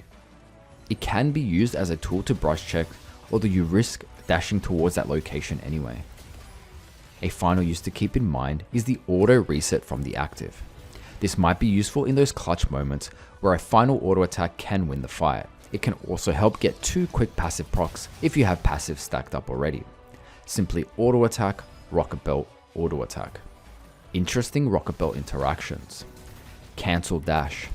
E1, Rocketbelt. Just like we could cancel E dash with our W or flash, you can do the same with Rocketbelt active. Cancel chain. E1, E2, and then instantly Rocketbelt. You must do this the exact moment your chain connects. There's a very small window right after the chain connects that you have a chance to cancel the chain. Any sooner and you'll use the active but still end up at your E chain target location. Any later and you'll simply be unable to use the active and end up at the target. Again, with different player movement and ping, this won't be something you can rely on, but it's worth noting. If you're ever about to land a chain on an unfavorable target, this might just be the clutch play to save you. Everfrost. First thing to note is that this active adds a passive stack. Secondly, there is around a quarter of a second cast time with this active, as well as a travel time. This means a lot of champions, even though they are initially in the active range, can walk out if they are at or close to max range. And finally, although these combos assume you are targeting one champion, the Everfrost active deals AoE damage and CC, which means you should look to hit as many targets when possible. There are quite a few strategies when using the Everfrost active. Applying the slower route to land an E chain. E1, use the Everfrost to slow or stun, then follow up with E2. You want to E dash towards the target, allowing you to get in Everfrost range, then use the active. Ideally you want to root them with the center of the active. It's important to note that the enemy will be rooted for 1.5 seconds, and therefore you can actually hold off on E chain until the root duration is almost over. This means you can chain CC an enemy for a total of 2.5 seconds, assuming they have no tenacity. If you were to instantly chain them, then you'd lose a full second of CC. Best to use Q anytime during the CC, as you'll guarantee the Q detonation damage. Now if you were to miss the root, the enemies are still slowed for 1.5 seconds, which can buy you time to get closer and then follow up with E chain. The other method involves landing your chain, then using Everfrost. So you would E1, E2, then Everfrost. If you ever have a guaranteed or high chance of landing an E-chain, then you'd want to use this, as you'll get a guaranteed Everfrost route, which is, as mentioned before, 2.5 seconds of CC in total. By the way, you do want to use Everfrost the instant you arrive at the target, not before or while you're traveling, as this won't chain the CC and may even cause you to be out of range completely. Everfrost poke. Everfrost active, then Q. Ideally you want to root them with Everfrost and follow up with Q, which means you will guarantee the Q detonation damage from safe range. Zhonya's Hourglass. This has amazing synergy with Sylas' playstyle, where you want to go all in, unleash all your abilities and hit Zhonya's for safety. Although this is the main strategy with Zhonya's, there's a few interactions you want to take note of. Passive auto while in Zhonya's. Auto attack, then instantly Zhonya. As mentioned in abilities, your passive auto, once you've clicked a target, will always go through. This means you can click to auto attack a target and instantly Zhonya. Basically the auto animation will cancel, but the attack will still go through. Useful for clutch situations. Q then Zhonya.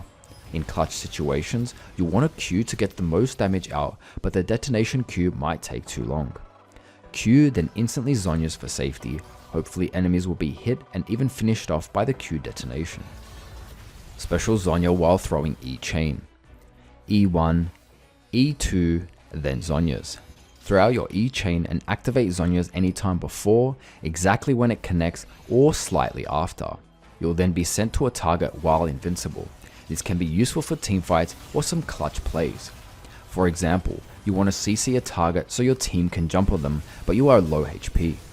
Going in will almost guarantee your death. However, with Zhonya's, you can E-chain onto a target, hit Zhonya's, and while your team is finishing them off, you'll be safe in Zhonya's. Maybe even useful for clutch escapes. If you're really sure you'll hit the chain, then you can use Zhonya's early, otherwise you may want to wait until it connects. Quick combo close range. E1, W, auto attack, E2, Q, auto attack, Zhonya's. Same quick combo from earlier, except this time you'll be safe in Zhonya's. The auto attack and Q detonation will proc while you're in stasis, ideally enough to kill the enemy champion. This will be useful for clutch situations where you're about to die, but you need to output as much damage before you activate Zhonya's. Clutch heal Zhonya's. W auto attack Zhonya. Just an important combo to mention that can be used at the end of most combos. You can even add flash at the beginning if you need to close distance. Quick note coming out of Zhonya's. In most cases, you should be spamming the W button for the clutch heal once you come out of Zhonya's. And you should use Zhonya's as a way to buy time when W is almost off cooldown. Lich Bane.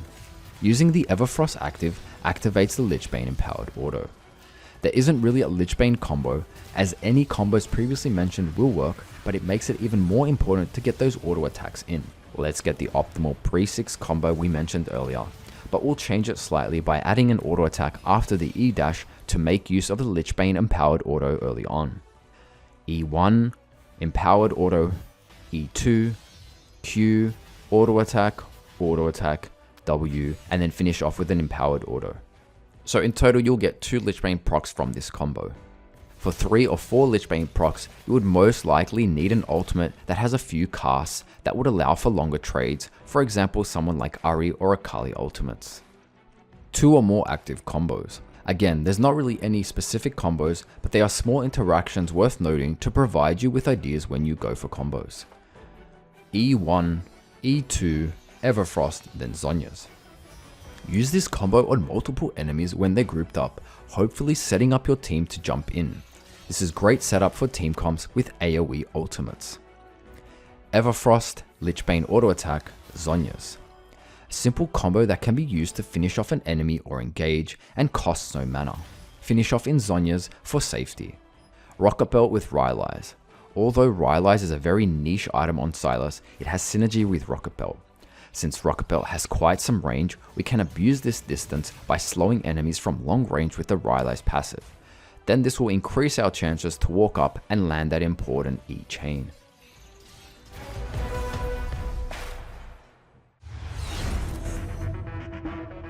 I want to cover unique mechanics that are specific to Sylas.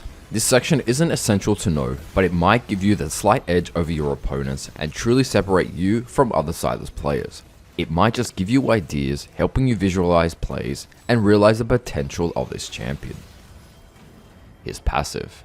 It's very important to spam abilities when you're taking tower, helping you get extra damage from autos on tower. While minions are arriving, try to use the AoE to clear minions at the same time. He can really take towers fast, even without Lich Bane, so abuse this to get those early tower platings. Use the AoE in teamfights. As you go in deep, always keep in mind the potential to deal damage to as many champions as possible.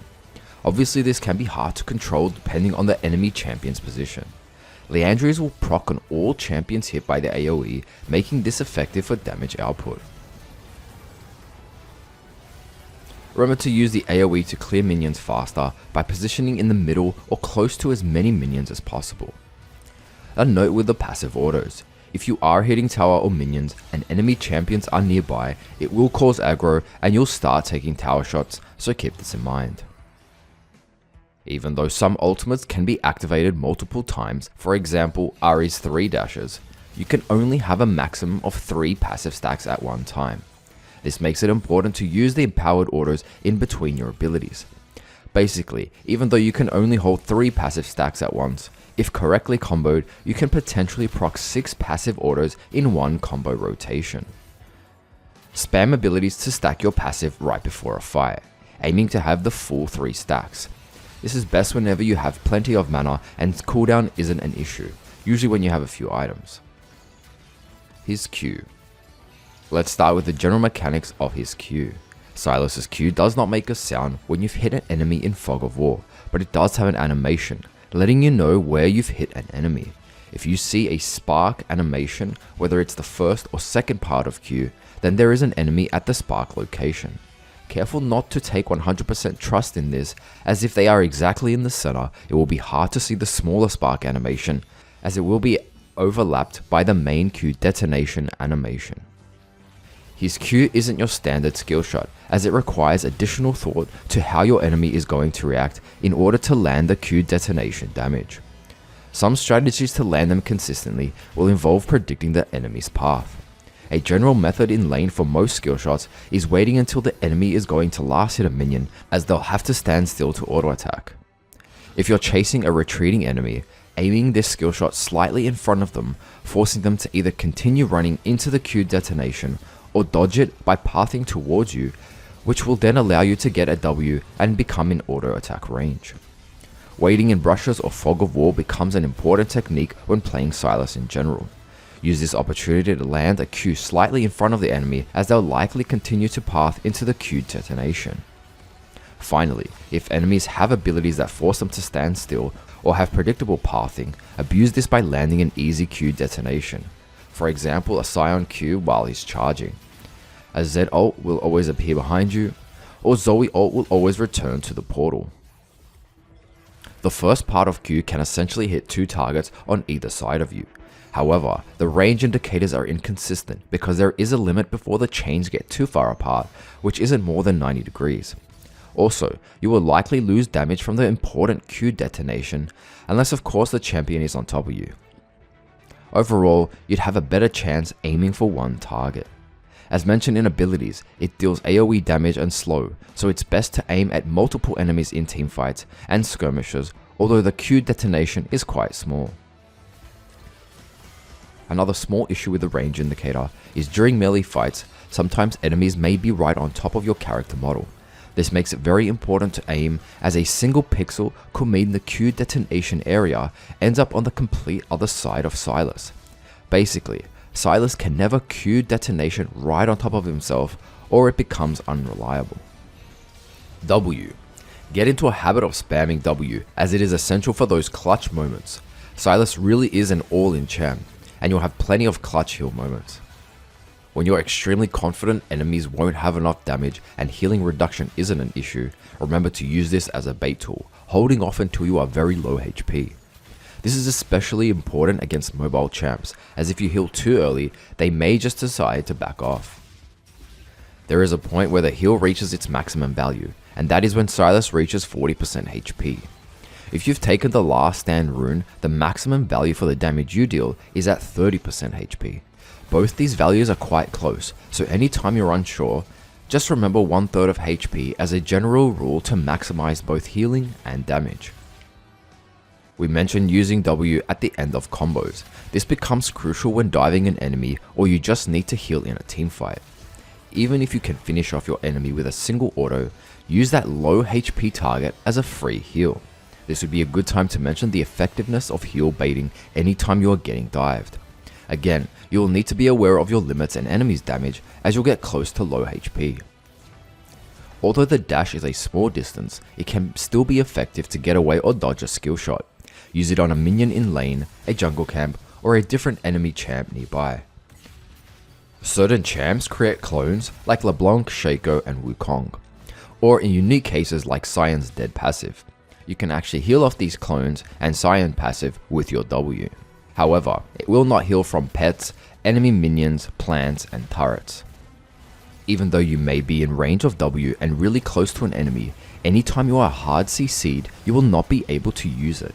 This makes tenacity and avoiding CC even more important.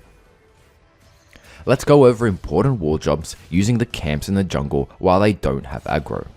Remember, if champs are close to any thinner walls, then you can W over. However, if they're too close, you won't dash over. This can be hard to predict as it depends on the enemy's movements.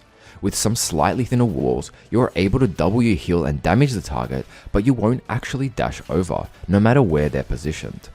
You can jump over towers and inhibs too, which makes this important for dives. Even if enemies are spell shielded, you will still dash towards the target, but you won't receive a heal or deal damage. E wall dashes. Something important to note with using E chain as a gap closer is the possibility of missing the target and having the enemy turn on you. Once you've missed E chain, you'll be vulnerable as you've lost the potential to dash away or CC an enemy. One way to slightly lower the risk is to instantly start walking away once you've pressed the second E. By walking away the instant you throw out your E chain, you will minimize this risk, hopefully taking less or even no damage in return. If it lands, then proceed with the combo. This is also a great time to note that testing your limits with Sylas is essential in building that muscle memory, knowing when you can go even or come out ahead in trades. Obviously at early levels, it becomes risky trading close to minions, as you'll take considerable damage early on from minion aggro. Make sure to either clear or thin out the waves before some trades, although if you are ahead, you can still take very unfavorable trades yet end up with more HP due to the heal from W.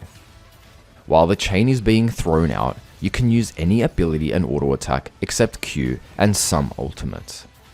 Sylas won't travel to targets if the chains are spell shielded. This means you will lose out on damage, CC, and dash against these champs, making it extremely important to either bait those abilities out or only go in when you know they're down. And just for clarity, the same applies to Yasuo's win wall. However, some champs have a few interesting interactions. For example, Malzahar's passive shield. You will still travel to Malzahar while he has this shield. It will then remove the shield once you've hit the E chain, but it won't apply the damage or CC. This is also similar to Morgana's shield, where you still travel to the spell shielded target. However, if your E has enough damage to break the shield, or something else breaks the shield, they won't be initially rooted, but once you arrive, you will knock them up. Here are the spell shielded abilities and items to keep in mind when deciding to E-chain onto a target, and something you should definitely watch out for, as they may use these abilities or items to tank for a teammate. Sylas will not dash to the target if he is channeling or dashing from a hijacked ability. With some ultimates that need to channel, for example Kate's R, it can be cancelled if you start channeling it before the chain hits. Make sure to avoid this as it will go on cooldown, essentially wasting an ultimate. Wall jumps, camp jumps, as well as champion wall jumps and thicknesses to consider. If you hit an enemy under the tower while you're outside tower range, you won't aggro the tower, but you'll still deal damage, CC, and end up close to the enemy. This can be useful to engage during a dive, as it can save you from additional tower shot, or none at all if you're trying to finish a low HP enemy off, but only works if minions are around. I'm assuming this works because you deal the damage right at the beginning while you're out of tower range.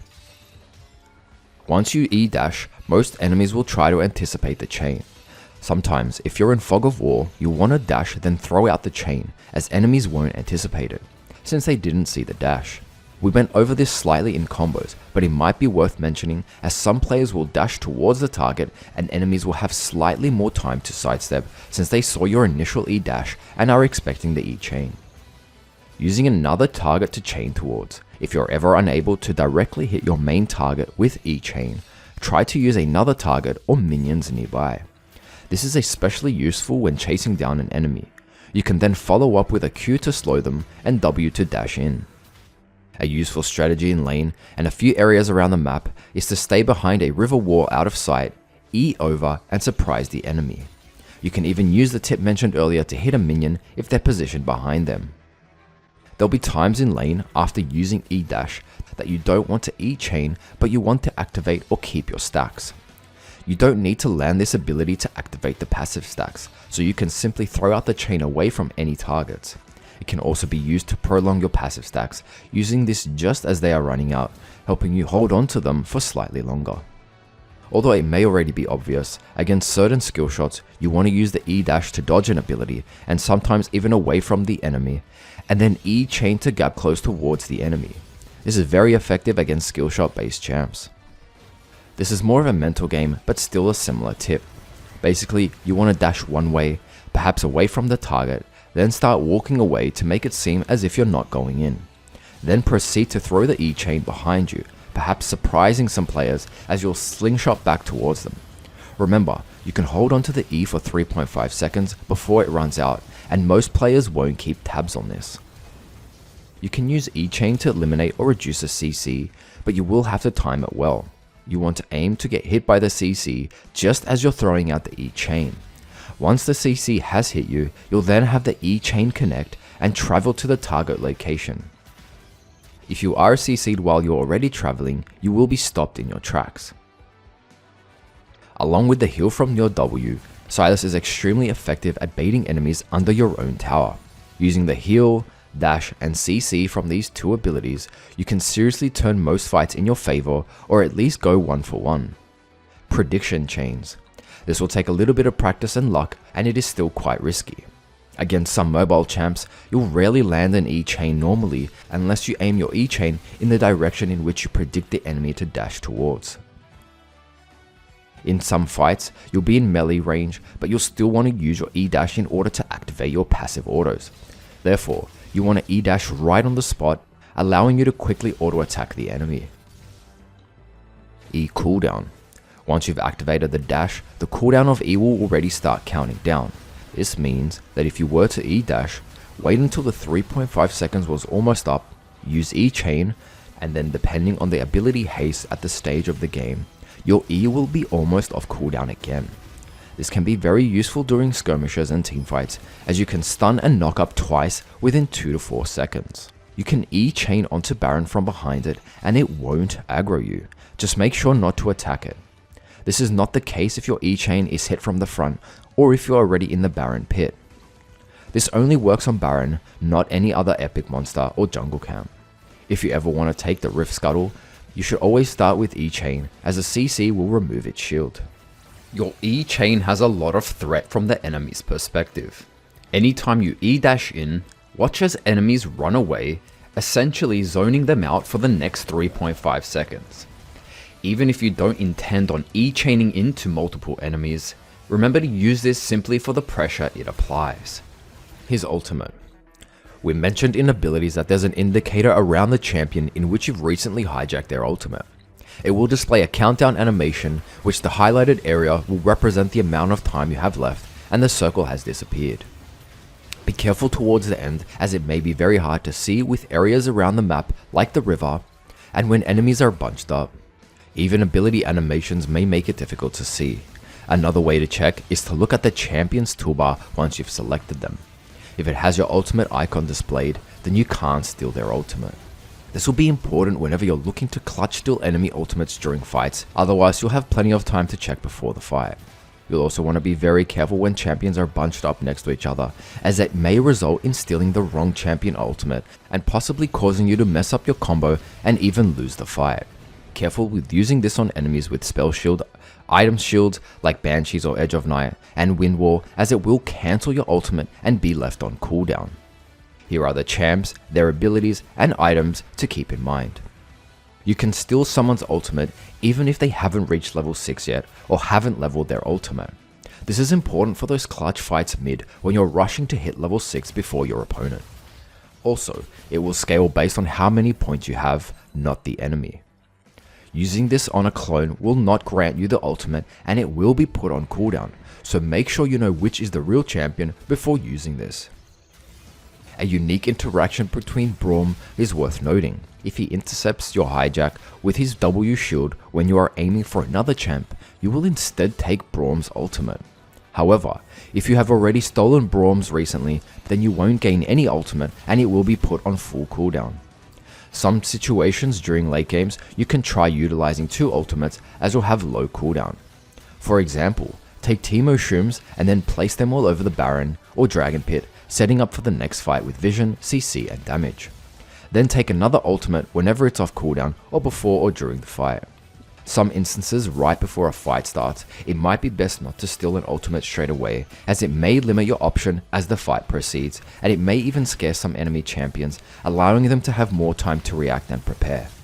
This won't always be the case though, as some ultimates will need to be taken early, especially if you're needed to engage. A good thought process is to visualize a few scenarios so you can adapt. Go in for a combo if you're about to die, steal an ultimate like Kayle to keep you alive, but if you're full HP and need to clean up a fight, steal a champion ultimate like Pyke and finish everyone off. This will take a lot of experience to execute perfectly, but something to keep in mind and aim for in the long term. As a mid laner, you should always anticipate enemy ganks, whether it's the jungler, support or top. Plan ahead and think about whether you'll use their ultimates to either turn and fight or use them to escape. Even if you don't pick up any kills, this will waste their time and remove pressure around the map, hopefully allowing your team to capitalize.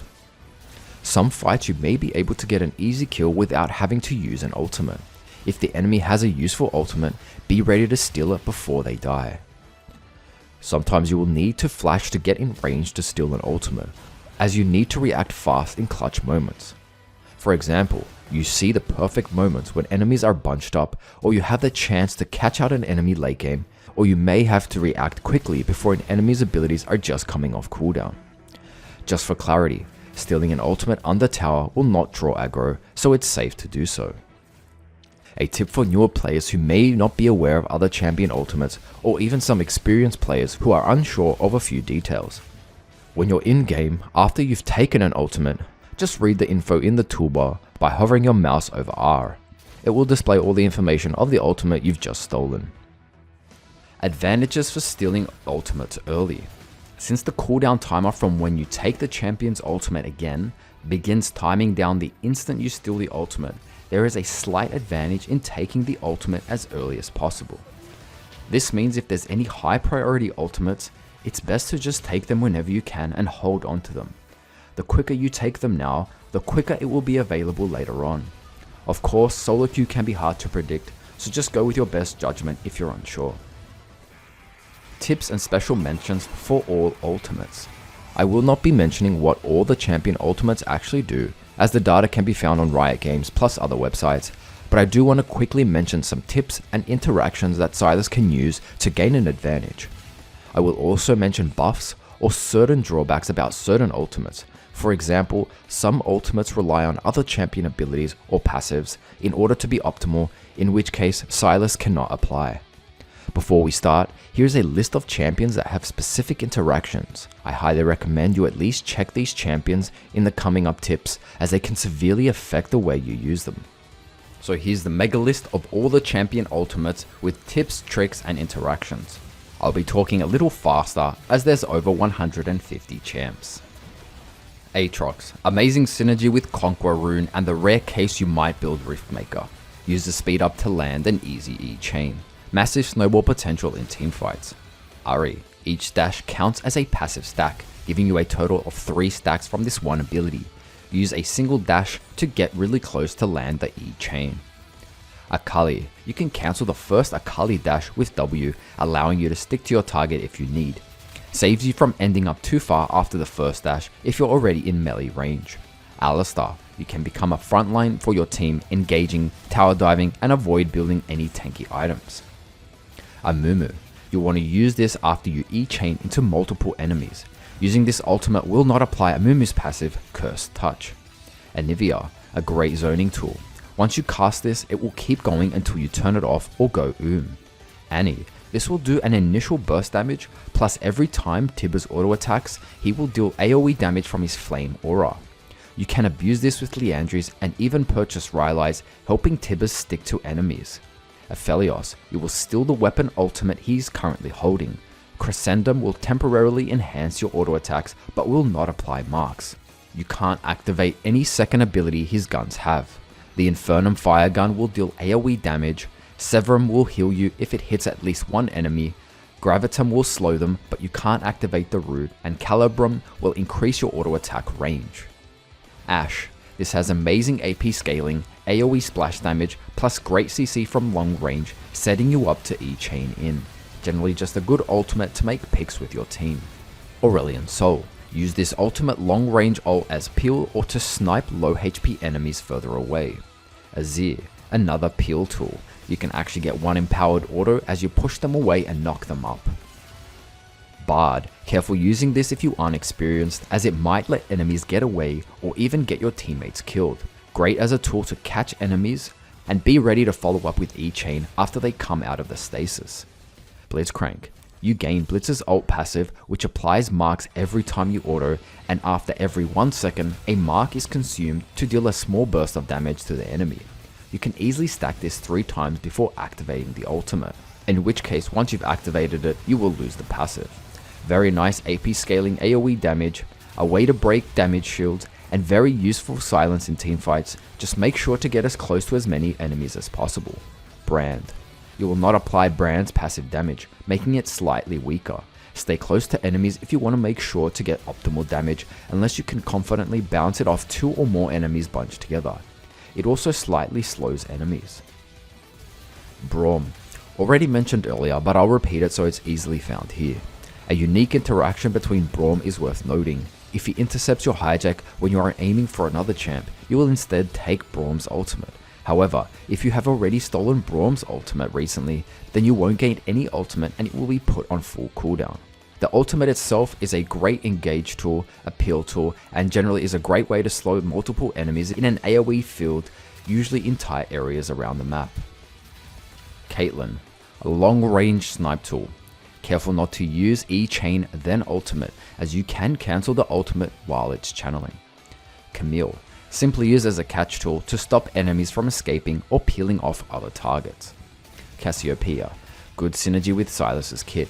Ideally you want to land the stun if enemies are facing you, otherwise it's still an amazing AoE damage and slow. Cho'Gath, you actually gain permanent feast stacks, making you tankier as the game goes on. Great to chunk enemies with true damage and even still epic monster objectives. Corki, you will gain 7 charges. Each will activate your passive proc, so use it in combos. Use the big missile to hit multiple enemies with the splash damage. Great synergy with Liandries or Ludens. Darius, it will not apply stacks of hemorrhage, so it's incredibly weak, but it's still guaranteed damage if you desperately need it. Diana, aim to pull in as many enemies as possible as it increases per enemy. You can use this then Zhonya's and it will still deal damage while you're in a safe Zhonya stasis. Dr. Mundo, a good tanky ultimate. If enemies have plenty of heal reduction, you'll want to use this early. Draven, aim to hit as many enemies when they are bunched up and be ready to reactivate it. You'll get a passive stack if you recast it. Use your dashes to reposition so enemies can't dodge the second part. Look for global snipes around the map. Echo, amazing ult to survive and damage enemies in AoE. Elise, transform into Elise's spider form only with her spiderlings. You'll want to use all of your abilities then transform for ultimate combos and damage. Her Q is great execute damage, W increases attack speed and provides healing, and her E repel allows for gap closing, escapes, and invulnerability. Each of these provide a passive stack. Evelyn, amazing execute damage, increasing when enemies are below 30 HP, and it will have Eve's execute animation on the target to let you know when. You will finish away from targets, so be sure you have enough. Can also be used as an escape or a gap closer if used in the opposite direction. Ezreal, great for AoE damage when enemies are bunched up. You can E-chain the ult to cancel the ult animation. Fiddlesticks, very high damage ultimate, and Sylas' kit allows you to have the mobility to stick to targets, coupled with Zhonya's, and you have potential to 1v5. Fiora, you will gain movement speed and you can trigger the healing area, but the vitals won't deal extra damage. Fizz, use it from long distance for increased size and AoE damage. Once they're knocked up, land an easy E-chain. Galio, great to join teammates whenever they start a fight. Use it for roaming top, bot or in the jungle, and for split pushing. Teammates within the area will receive a shield. Gangplank, you won't get any added effects from cannon upgrades. Still a great AoE damage and slow with nice AP scaling. Garen, great as a finisher as it does true damage, increasing with missing HP.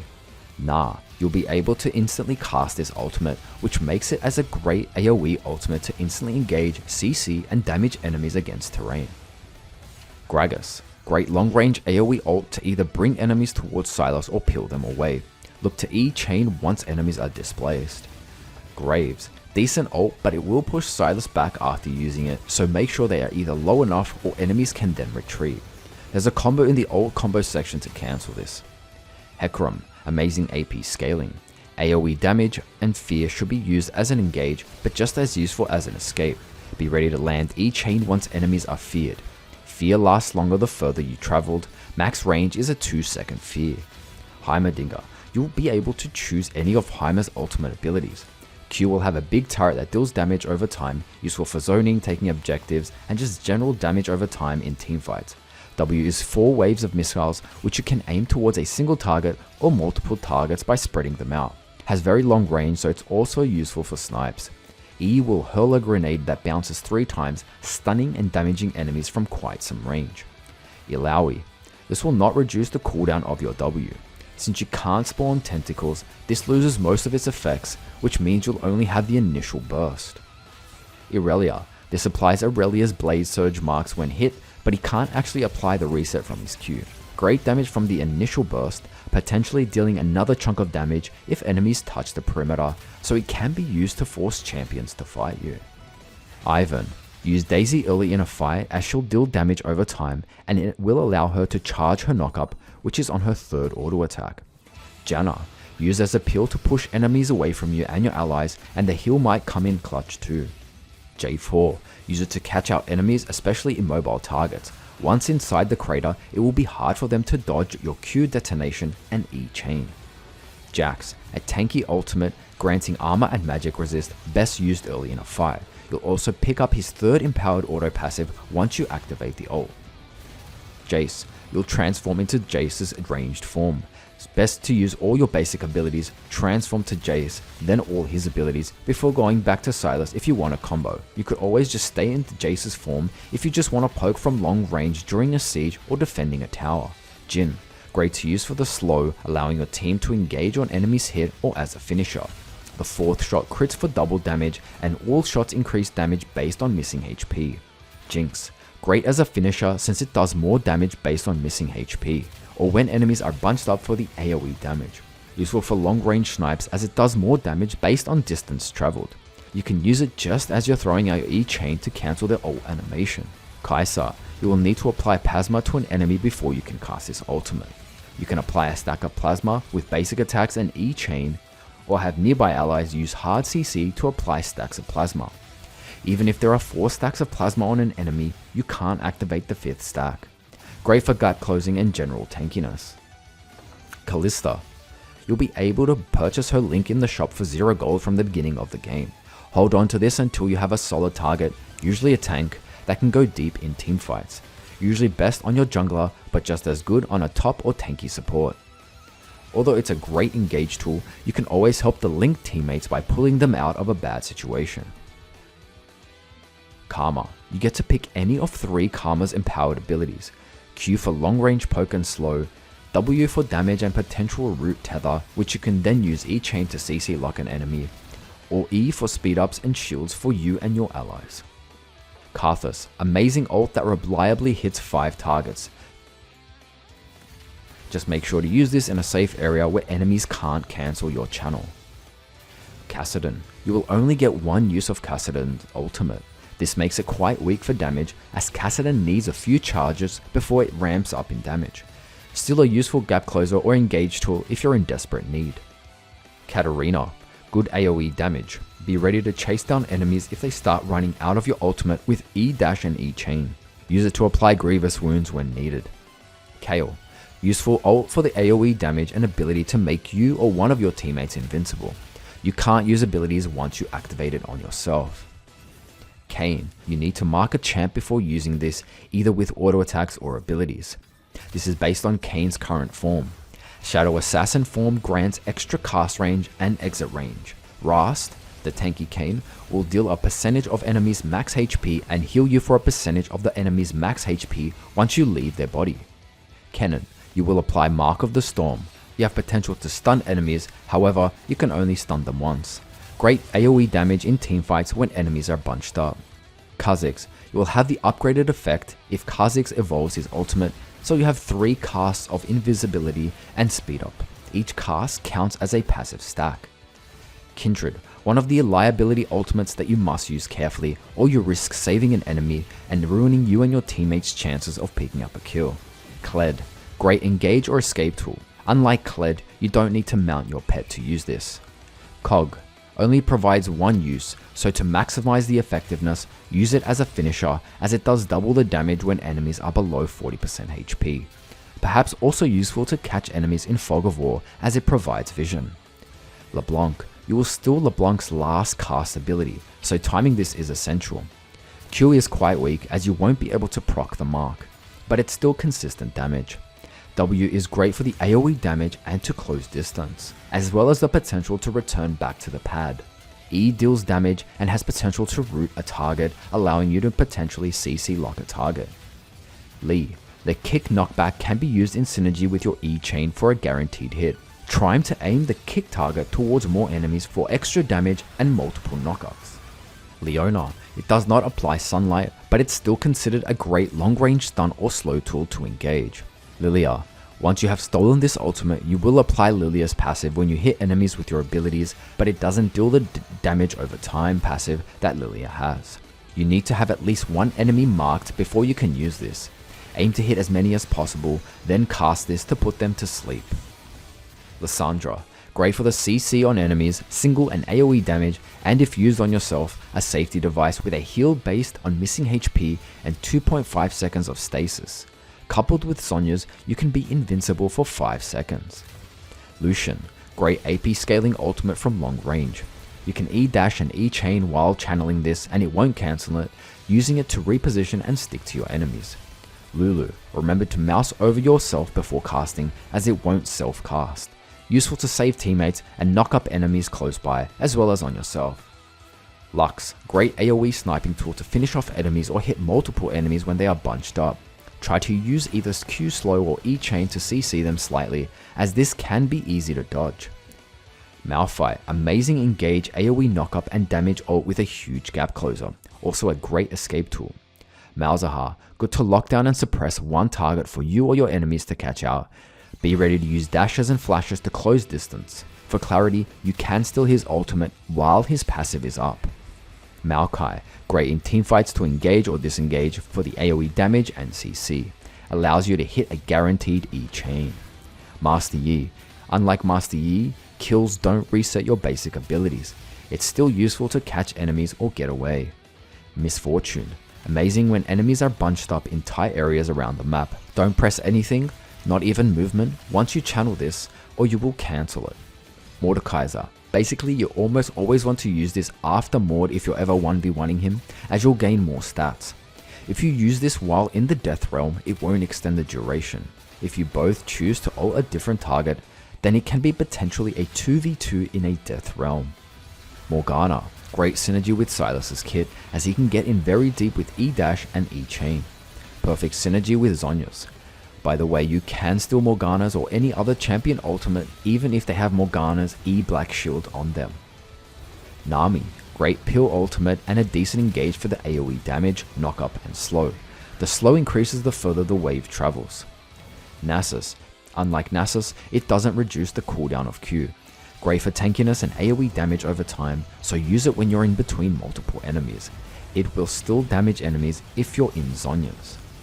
Nautilus, great to catch out enemies further away from you and follow it up with your E-chain. Use it when enemies are bunched up for the multiple knockups. Neeko, it will always steal Neeko's ultimate no matter what champion Neeko has transformed into. Careful, as you may steal the wrong ultimate. For example, if she's disguised as a Darius and you use Hijack on the clone Darius, you will get Neeko's ultimate. You can actually use this to check if it's the real Neeko. In general though, this ultimate has great synergy with Sylas' kit, getting in close and pressing ultimate, aiming to AoE damage and CC multiple enemies. Nidalee, you will transform into Cougar form, so best to use all your abilities first then transform into Nidalee, mostly to gain quick passive auto stacks. You will stay in this form until you either press R or the stolen ultimate timer runs out. Nocturne, great to catch out enemies from a huge distance and join teamfights, as well as create chaos for enemies as they'll lose vision.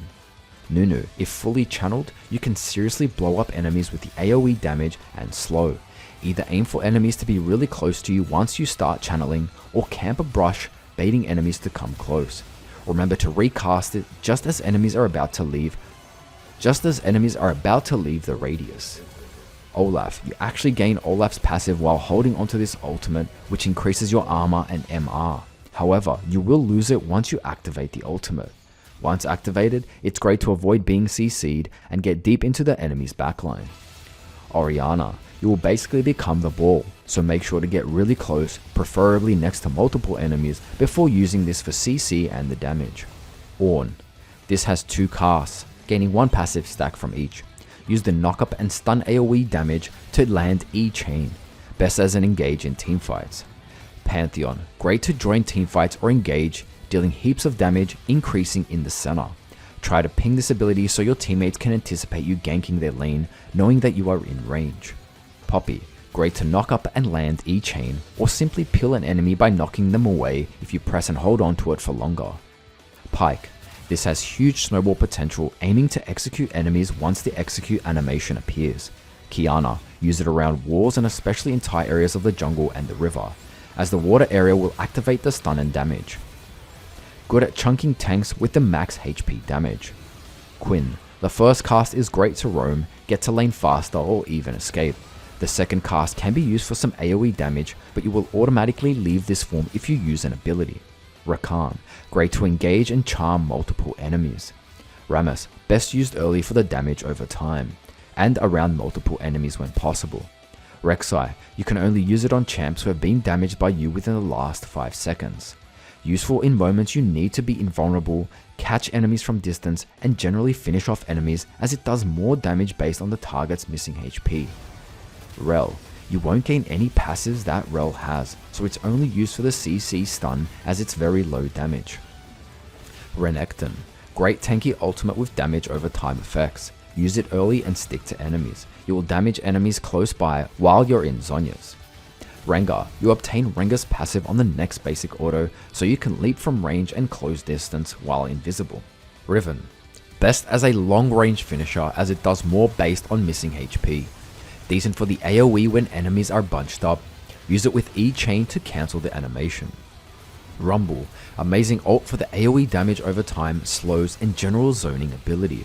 Use Q slow and E-chain to keep the enemies on this area for longer. Rise, very few uses including ganking lanes, escapes, or some niche teamwork plays. Samira, you can instantly cast this without needing to hit grade S. Great for AoE damage. Zhonyas will cancel this, so keep this in mind. Scaling isn't great as Sylas has no crit or lifesteal. Sejuani, great for long range engages aiming to hit as many enemies as possible when they're bunched up or simply making picks. Remember to E-chain the stunned enemies. Senna, global range ultimate to snipe or save teammates with a shield, effective when enemies or teammates are bunched up. Seraphine, amazing AoE ult to charm enemies towards you, setting up for easy E-chain on your teammates. Remember to use the teammates or enemies to increase the range. Set, great to pick up the frontline enemy tank and get straight into the backline, dealing more damage to enemies close to the impact point. A decent escape tool. Shaco can be used to deceive enemies by making them think your clone is the real Sylas. Aim to explode near the enemies for the AoE damage and damage over time from boxes, making a decent zoning tool. The fear can set up for your E chain. Shen, look to roam and save teammates around the map or even as an escape. Shyvana, you stay in dragon form until you use up all your fury, which replaces your mana bar temporarily and you cannot change back by pressing R. Her Q is an auto attack reset ability. Her W will speed her up and deal damage over time to enemies close to you within the flame circle. Her E is great for long range AoE burst poke. The initial cast dash also great to gap close or escape. Careful using Sylas' abilities during transforming, as the cooldowns will carry over into Shyvana. Remember to attack and deal damage to recharge fury and stay in this form a little longer. Singed, you will gain a bunch of stats, empowering everything you do, so best used early in a fight. Scion, amazing engage for some team comps to knock up close up enemies or even as a split pushing escape.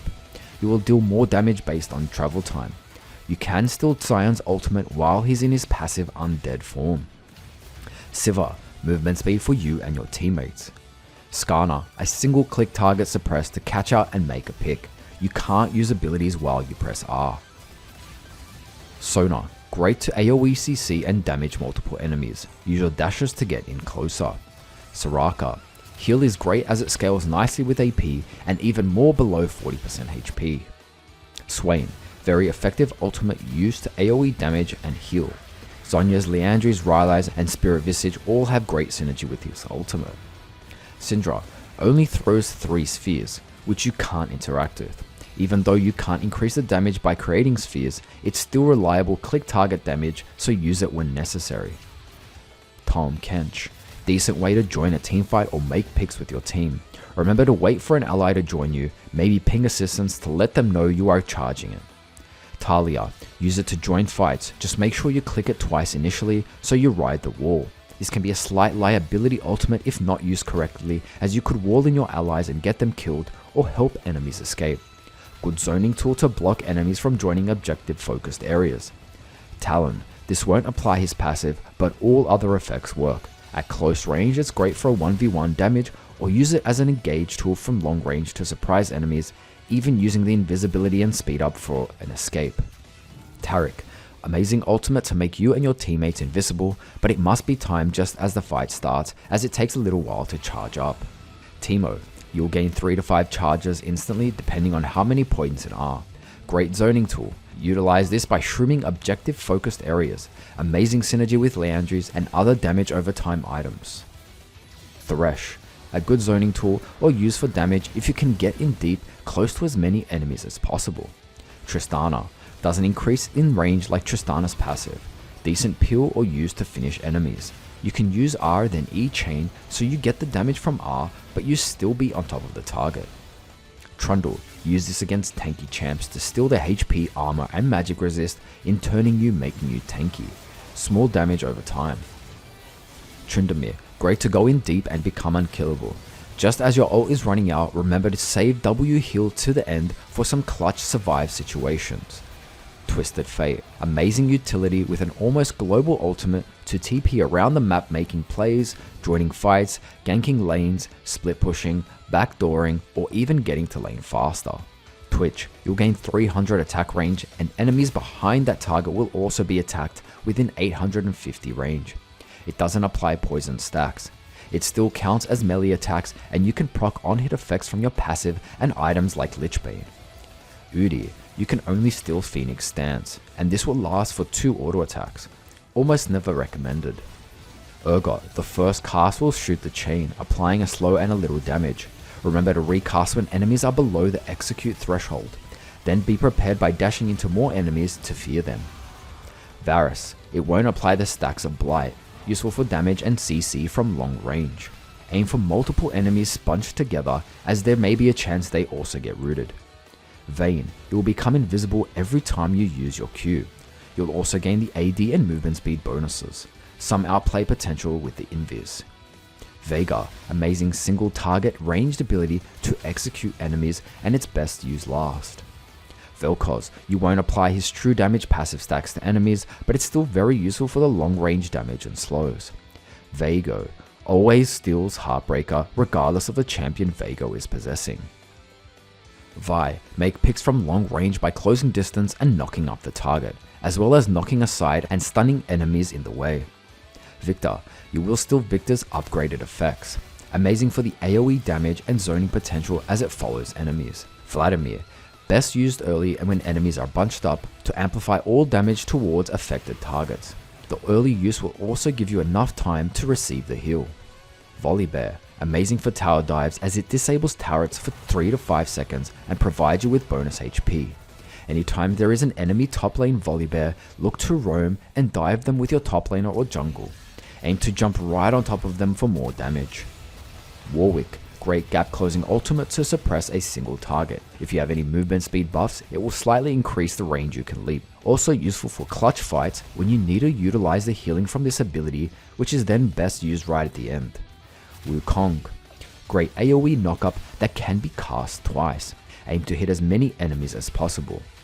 Xayah, you have no interactions with the feathers, so this will mostly be used as a survivability tool and perhaps use the range to finish off low HP enemies.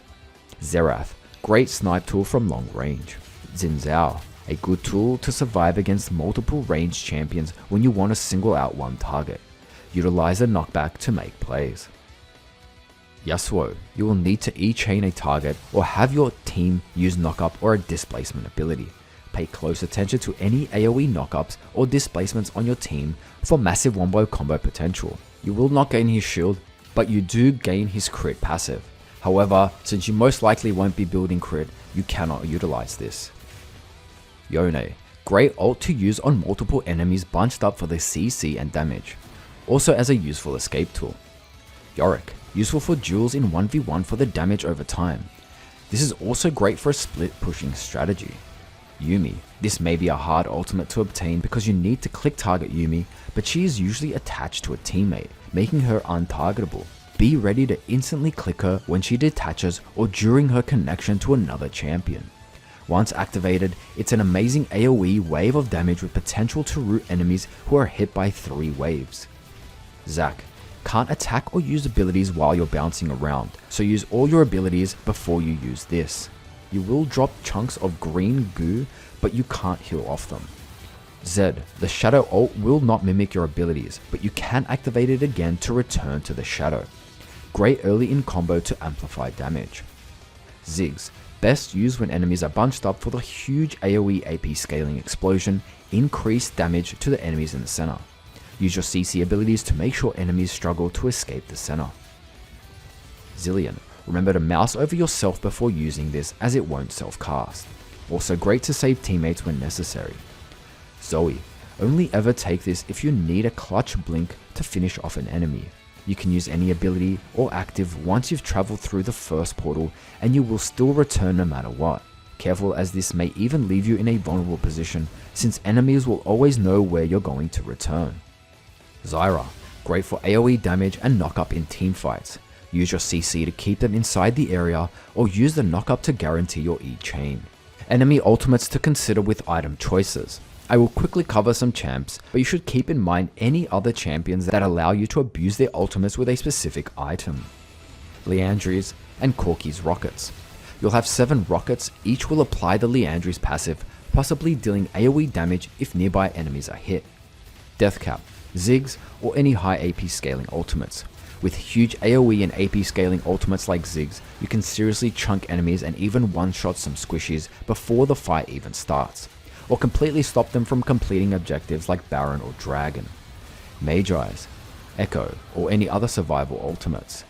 Magi's can be seen as a risky buy considering you can lose a lot of value with a single death, and considering Sylas' playstyle, you will consistently be in dangerous territory. However, with an ultimate like Echo, it can instantly become a much safer buy. Spirit Visage, Swain, or any other sustain ultimates. With an ultimate that relies on being as close to as many enemies as possible, Spirit Visage provides the enhanced healing and tankiness to help you survive even longer. Rylai's, Annie Tibbers, or any other AoE damage over time ultimates like Nasus or Renekton. This item will abuse Tibber's passive, which deals AoE damage over time, meaning Rylai's will constantly be procced, and enemies will find it extremely difficult to peel Tibbers off unless they are mobile champs. Almost acts like a Victor ult on steroids. Horizon Focus, Xerath, or any long-ranged ultimates. Although you can activate the Horizon Focus passive with your E chain, you now have the ability to activate it with Xerath's long-range ultimate skill shots. Gargoyle Stoneplate, Nasus, or any other HP increasing ultimates. Anytime tankiness is a priority, use the active from Stoneplate after you've activated Nasus's ult, which will provide bonus HP and therefore a bigger shield. A very niche item, but worth noting. Tier list of all champion ultimates. In order to rate the ultimates, I'm going to categorize ultimates into 4 tiers: best, high, medium, and low, focused around the impact these ultimates have. This quick rating system can help you decide on which ultimate to take and plan ahead. If you ever have 2 or more ultimates you are simply unsure about taking, simply check this list for the better ultimate to take. Best ultimates. These can have an insane impact on a game, even completely turning around some games, and are your first priority ultimates. They have multiple uses, so you should always look to take these unless they are on cooldown already. They have amazing impact in teamfights, 1v1, anytime you need CC, they have potential for massive AoE damage and have great scaling. High impact ultimates. These usually have 2 or more qualities as mentioned previously. They synergize extremely well with Sylas's kit and can open up ways to change your playstyle. Medium impact ultimates. These usually have one solid quality about them that are still very useful but won't completely change a game around. Low impact ultimates. Some of these are almost considered liability ultimates. They have one very specific use, and Sylas loses a lot of potential because of an interaction that is part of another champion's kit. For example, Darius, where you can't actually apply his hemorrhage stacks and therefore you'll always deal very low damage. Or Udi, which only applies 2 Phoenix auto attacks. These ultimates should be last resort unless you have no other ultimate to steal, or you're in an extremely clutch moment where one single auto attack or damage ability can win you the fight.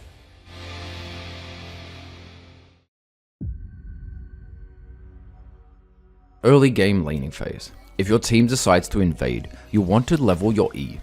Sylas has amazing invade potential as he can E-dash to close distance and E-chain to lock down a vulnerable target. Landing that E-chain will almost always guarantee first blood or at least a flash. Leveling E also becomes an escape tool anytime you are defending the entrance from invades. Be ready to dash away from any CC or hook skill shots, and make sure you are close to some thinner walls if you need to dash over. Early laning as Sylas is quite simple in most matchups, as you're a melee champ in the mid lane, so you'll want to play safe until level 3, being careful not to take too much poke damage. You want to decide early whether you want to try to push the wave, which may not always be possible, or try to let the wave push so it sits ideally just outside your tower, although against heavy pushing champs, you'll end up CSing under tower. Make sure to pay attention early to where the enemy jungler started. You'll then want to place a ward on the opposite side and stay close to this side with the vision. Consider placing aggressive ward in the enemy jungle as well, since you excel in early skirmishes with your jungler. At level 1, depending on how the wave pushes and the enemy champion you're laning against, you can wait to level an ability before you decide to put a point in. A lot of range matchups, you want to take Q at level 1, as the range allows you to poke, pick up low HP CS, and thin out the wave from a safe range. Prioritize using Q for the cannon minions out of reach and sometimes melee minions. Constantly using Q for a single caster minion may be inefficient unless you already have a lot of mana or are planning to back soon. Don't be afraid to take some auto attack damage if you need to pick up a cannon or melee minion. E can be better against certain melee matchups, and if the opportunity arises, go for a hard trade with E, as you're able to get damage from your E chain and 2 passive autos. Just make sure not to take too much damage from minions, so aim to have more minions alive or at least keep them even. You can abuse your passive AoE damage by autoing a minion and hitting the champion nearby without taking any minion aggro. Check what sustain items some champs have started with. Some melee champs start with a greedy refillable buy, or perhaps they've started with Doran's Blade and only have 1 HP pot. This is the best time to go in for a hard trade and then out sustain them with your W heal and pots. you can literally win a lane very early in some cases when you abuse your sustain. Depending on some aggressive range matchups, you want to take runes like Fleet Footwork and Biscuit Delivery and consider TP as a summoner spell. These will allow you to sustain and keep you even in CS and experience. Apart from using these tools to sustain, you'll really want to become efficient in sidestepping and dodging skill shots in general. Remember to use E- to dodge important enemy skill shots as a last resort. There are a few other things to keep in mind. When you're under tower, it will be hard to follow up if your jungler has invaded.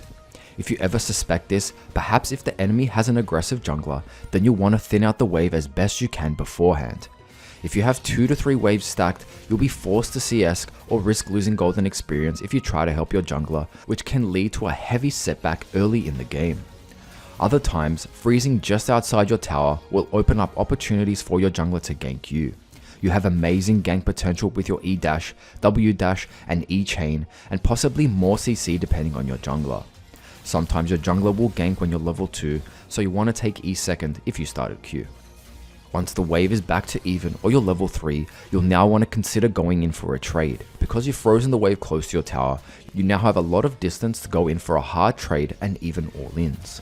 This is why you'll really want to push in the wave early as Sylas, as when enemies freeze in front of their tower, it makes it much harder to go for hard trades, and you'll basically be unable to output the most damage from your abilities, especially your passive orders, not to mention you'll be more vulnerable to ganks.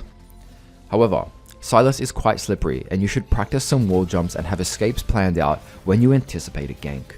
If you do notice early that your jungler is invading or they let you know, then pushing the wave in or having it sit in the middle would be optimal, as you'll have priority in skirmishes early on. With your E, you can dash and maneuver through parts of the jungle. With an early level 3 combo and your jungler to help, you'll lock down and burst most champs. Stay alert and be ready to start fights in the river when junglers go for early crabs. Electrocute tips. Here are some quick tips if you start at Electrocute, as we'll have slight change of strategy to how you play the early laning phase. Look for a level 1 E trade, making sure to proc your Electrocute damage and landing your E chain. Against most melee and some range, try to hit level 2 before your laner, so you have that instant power spike. Pay extra attention to that last minion, which should be minion number 7, just as it's dying. Although you want to rush to be ahead in levels, try not to hard shove the wave under their tower. Sometimes they'll hit level 2 first and there's not much you can do but continue to lane safely. Everything else previously mentioned should still be taken into account, like the enemy or your jungler ganking. Since you're going for W max with Electrocute, heavy trades are more favourable, as the W heal will sustain you while they're forced to go through potions. Assuming the enemy is squishier since you've opted for Electrocute, remember to push your limits and go for all-ins. Snowballing is key with this rune, as it doesn't scale as well compared to Conqueror, nor have the safety like Fleet Footwork. Maxing Q vs W. After level 3, you'll have to decide what ability you want to max first, depending on your build and matchup. Sometimes you may need to switch halfway through leveling that ability. For example, some champs will prioritize Oblivion Orb or Executioner's Calling early on in order to counter your W heal. At this point, you can start maxing W, but it is not always necessary, as you may prioritize killing other champions out of lane. Let's go over some general rules to make this decision easier.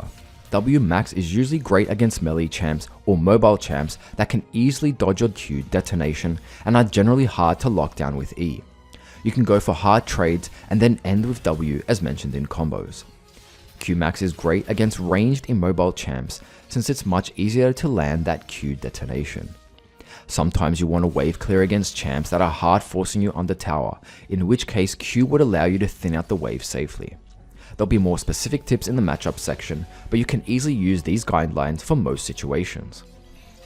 When to go in for trades. As a melee champ, trades can be very costly for the laning phase and even decide the impact you have on an entire game. Obviously this can heavily depend on the enemy champion, but a general rule of thumb includes a few things. Stay at or close to full HP before an engage. This means avoid taking heavy poke before level 3. Sometimes if you've taken TP, you can afford to take bad trades early. Fleet Footwork and Biscuits can also save some bad trades early. Having minion waves close to your tower. This will give you the space you need to combo the enemy over a long trade. Have a plan after your combo. Can you all in? Then it's time to ignite and finish with as many autos as possible.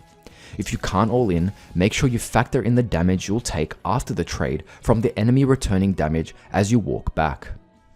The size of the minion wave. A large minion wave will significantly ruin your chances at winning a trade. Try to thin out or even the wave before a hard trade. Try to land a few Q pokes beforehand. Chunking champs with Q before a hard trade is always the safest method to securing a lead in lane. This can vary though, as some champs have the sustain to negate poke damage and other times you'll be maxing W, so Q will have little effect. Wait for enemies to miss at least one of their abilities, ideally their important ones, which are mostly CC abilities. CC will be your main enemy, as it can completely stop you from comboing and can allow the enemy to kite you to death.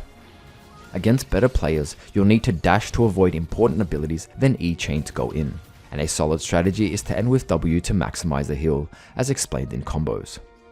If you follow most of these rules, you'll be safe in most matchups. A final basic tip to keep in mind, especially on Sylas. Always make sure to stay even in levels. He has solid base damage and very high base HP. I would prioritize just getting levels over trying to CS in some cases, as getting those important levels are worth important stats and these levels become worth the gold that you miss in CS. Roaming. Sylas has great gank potential anytime you decide to roam either bot, top or even jungle. E-dashing in and E-chaining a target will almost always result in a kill or at least a flash. Although you can gank before 6, you will have so many possibilities depending on the ultimates you've taken. Things to consider when looking to gank. What ultimate does my laner have and how can I use this for a potential roam and gank? An ult like Galio or Talia means you can instantly be in a team fight and help your team. Does my team have CC? If your team already has plenty of CC, then you might want to take an enemy ultimate for damage. If they have enough damage, focus on stealing CC ultimates and your team will take care of the rest. Sometimes you'll have plenty of time to roam, but you're still not able to pull off a gank. This is common and shouldn't deter you from at least trying. You can still use this chance once you've appeared in that lane to steal the ultimate from that laner, then go back to mid and try to kill your laner with the ultimate you've just stolen. Make sure to push in your waves before most roams, using your abilities and passive AoE auto attacks. Pushing mid tower. As much potential as Sylas has to roam the map, enemies should never underestimate your potential to take towers extremely fast.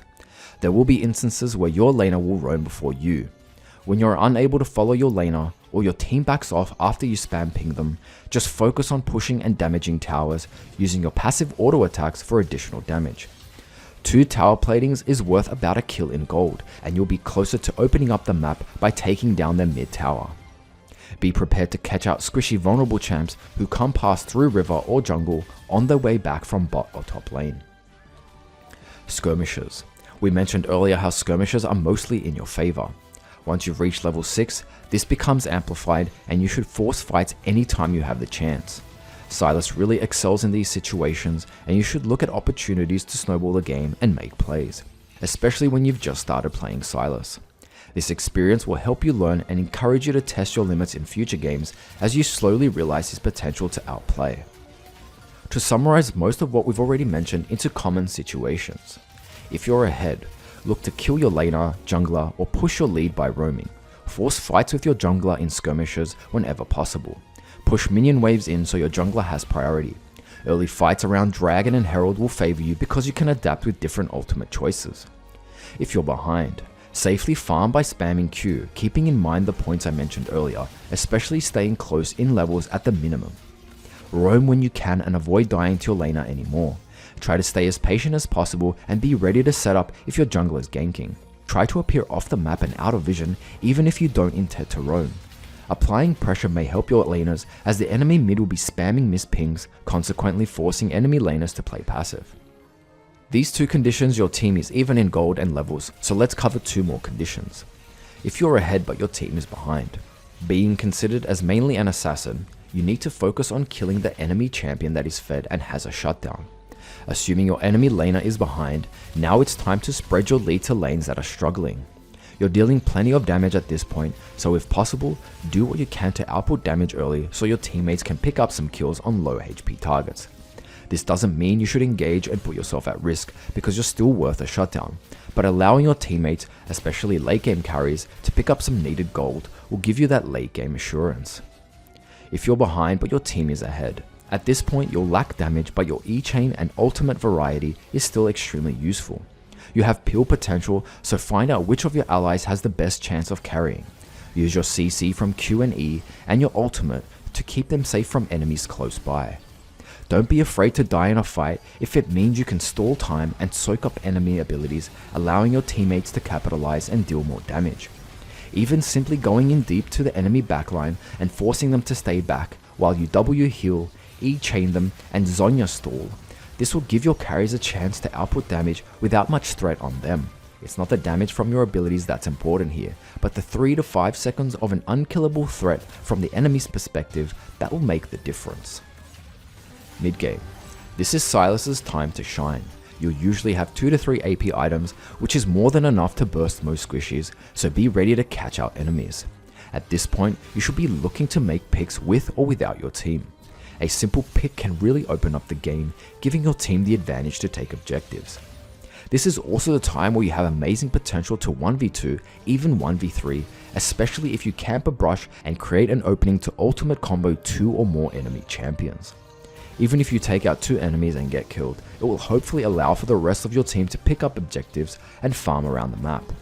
You do plenty of consistent damage to epic monsters from your abilities and passive autos, so be sure to help take those when you can. However, save your cooldowns whenever you need to turn and fight. Fights around the river, jungle, and epic monster pits are great for Sylas.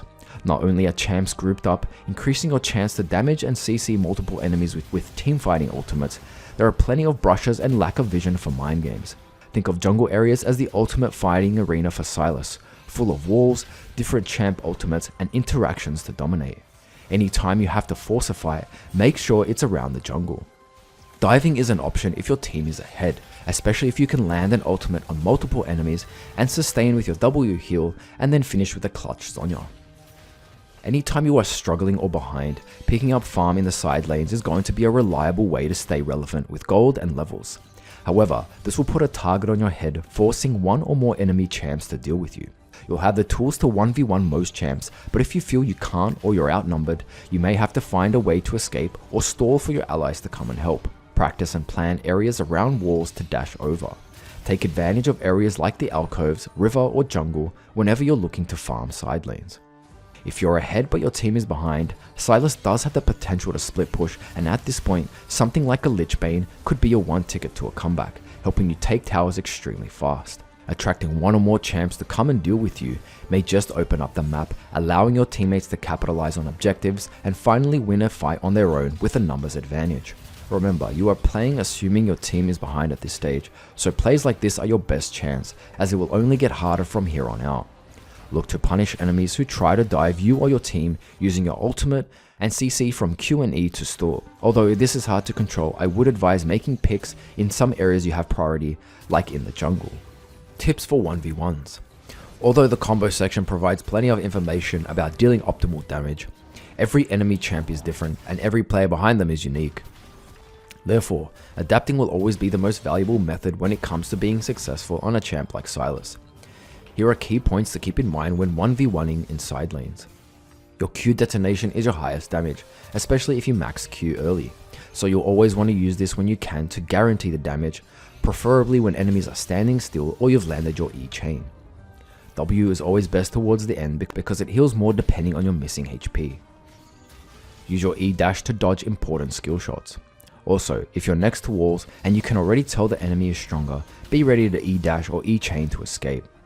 As well as using your E chain to CC enemies and land Q, try to cancel any abilities that channel that the enemies have. All other variables include items, levels, and champion ultimates, which will determine the outcome and can only be taught through experience, so don't be afraid to test your limits.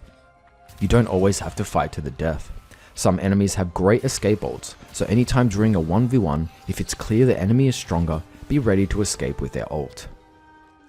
Anticipate and plan ahead. Think of what ults you can steal, what champs are missing on the map. Sometimes you won't even need to outplay or try to 1v2. Simply wait for the champion to appear and use their ultimate as an escape. Sometimes it might even be best to stall. For example, you can steal Alistair's ultimate, surviving for 5 to 10 seconds, allowing your team to take Baron and ultimately gaining a lead. Plan an escape. Dash over one wall, chain onto a jungle camp, or even another champion. Check the mechanics section, specifically the E-wall dashes, so you're familiar with which walls you can and cannot dash over. If you've taken TP, anytime you draw a few enemies to come and deal with you, find a safe time to TP to your team or to escape, making sure you don't get cancelled. Once you've TP'd, either help take the Baron or Dragon faster, or create a numbers advantage in a fight. Sylas really excels when the enemy team lacks vision, as you can surprise E-chain them or use an AoE enemy ultimate, so upgrading your trinket to Oracle Lens and buying control wards will passively create pressure for the enemy team. I would urge you to close out the game as soon as possible when ahead on Sylas, as your chances to one-shot most champs will slowly decrease once players finish their Guardian Angel and Zhonya's Hourglass. This isn't to say Sylas has a weak late game, but because of his insane snowball potential, it would almost be considered a waste not to finish out games, especially considering you can literally start walking into enemy bases, under towers, one-shotting squishies, and still coming out alive. Overall, mid-game feels different every match you play, because of the amount of possibilities with a champ like Sylas. That's why it's crucial to constantly be thinking and planning the entire game. Don't ever feel let down if you're behind. Remember, you can pick one of 5 ultimates. One single mouth or a Mumu ult can make a huge comeback. Be the frontline for your team if you have to. Don't hesitate on picking up some tank items mentioned in the build section. Peel your carries. It's okay to be cannon fodder. Be willing to die. You'll win so many games by soaking enemy abilities and letting your team capitalize. This is one of the reasons I love playing Sylas. Even in almost lost games, I would find myself constantly visualizing ways to come back with a play and the perfect ultimate. Be a time waster and enemies will dread dealing with you. W heal, E dash, E chain, Zhonya's ultimates, you have so much potential to stall. This technique is really effective in solo queue games and can lead to panic and miscommunication on the enemy team, as they won't know whether it's safe to continue to try to kill you or back off because they fear the rest of your team is coming to follow up. As mentioned in early game, and this can be even more effective mid-game, and that is to try and make a pick to catch out an enemy by using E, dash and chain, and of course a good enemy ultimate from range. Making a pick at this stage usually means you get a free dragon or even Baron. Playing around team and especially supports. This is something to keep in mind mid-game, but look for synergy within your team, especially your support. If you have enchanter champs like Soraka, Janna, Nami, you can really push your limits. With a shield, plus healing, plus peel, you may even have the potential to 1v5 in some rare cases, as enemies just won't be able to burst you before you heal and sustain. A last mention in mid-game is to always help taking objectives. You have consistent damage from all your abilities and passive autos, even more potential at this stage with items like Liandries and Lich Bane. Late game. A lot of mid-game still applies to late game with Sylas, however, you'll be punished much harder if you decide to go all in and mess it up. In saying that, one good ultimate can change an entire teamfight and ultimately win you the game. Keep an eye on enemies who have flash or any important abilities on cooldown, as you'll have a greater chance to wipe them out early in a fight. Try to build accordingly, keeping in mind factors like your team comp, enemy team comp, damage output. Like most assassins, you'll have a much harder time assassinating squishy champs, as they'll be constantly grouped and they'll be finished their survivability items like Zhonya's and Guardian Angel. Again, fights around Baron and Elder are great since tight areas make it ideal to land teamfight ultimates. Be prepared to play around second or third priority ultimates. There will come a time when you have already stolen optimal ultimates to win a teamfight, but then a new teamfight is starting soon. This means you won't be able to take the best ultimate, forcing you to pick a second or third priority ultimate. This means you will have to adapt and utilize it as best as you can. For example, Nami ultimate, you'll most likely use it as a way to peel, or a Janna ultimate to save your ADC. There should also be a reminder not to just steal ults randomly, but carefully consider what objectives are coming up soon. Unconventional strategies. This really makes Sylas an insane champion. If the chance to backdoor arises and you have, say, a TF ult you can steal, be ready to make that play. If enemies have an open base and you are confident they're all out of base, or at least the main threats are defending, it's your time to tee off ultimate in and win the game. Not many champs can adapt like this during the late stages of the game. Sylas has insane base damage and HP scaling, and depending on certain high scaling AP ultimates in terms of damage, you scale well into late game. Don't ever feel like you have to rush to make desperate plays because of scaling, unless of course there's the rare occasion where enemies are all stacking MR and you're in a full AP comp. Teamfighting. Some of this might be repetition, but I'll include it here as an easy way to quickly find the information if you're just specifically interested in teamfights. Teamfighting can happen anytime from early to late game, and each teamfight, even in the same game, can feel completely different depending on the location you fight, your items, enemy items, which ultimate you stole, how the fight started, etc. Regardless of any of these variables, you should have an objective in most fights, but the more experience you gain, you'll have a better chance to react instead. Burst squishies. Probably the most important focus with a burst champ like Sylas. Bursting an enemy carry, especially before a fight even starts, can easily win the entire fight. Peel. You won't always find an easy way through the backline, therefore peeling is best, so figure out which of your carries you want to prioritize to protect. Tank. Tanky ultimates are so effective with Sylas' playstyle, and crucial in some cases when your team lacks an actual tank. This might even become first priority if you have no tanks. Crowd control. With basic abilities, items, and specific ultimates, you might find yourself the main crowd control champion on your team, which means your team will rely on you to engage or even disengage. Zoning. This relies on specific enemy ultimates, but still an effective way to keep enemies from coming into areas like the Baron or Dragon Pit. Think of Teemo Shrooms, a Thresh ultimate, or a Nivea ultimate. Especially during late game, some champions won't even think about trying to contest, or they risk dying before a fight even breaks out.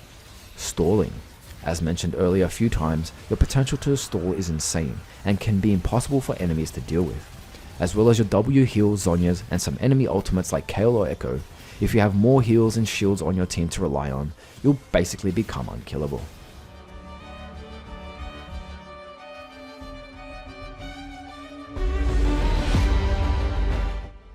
Matchups can be a little subjective, since players find some champions harder than others. Perhaps they have played as and against a certain champion and are therefore confident in knowing when to go in and when to play safe. I will do my best to be as neutral as possible, assuming all skill levels are equal and focusing mostly on the champion's kit. If you want more details on champion ultimates, make sure to check out the mechanics section, specifically the Mega Champion Ultimate list. I'll be listing champs into easy, medium and hard. Easy matchups won't include too much information, as they cause very few problems, allow you to safely farm, and are generally low kill threats. Medium matchups are usually skill based. You can't just rush into trade, unless you have a safe window to do so. Dodging and landing skill shots will most likely determine the winner. Hard matchups usually involve champions that counter most of your strengths. These factors include, but are not limited to, tankiness, high mobility, high sustain, reliable hard CC, strong wave clear, and high burst.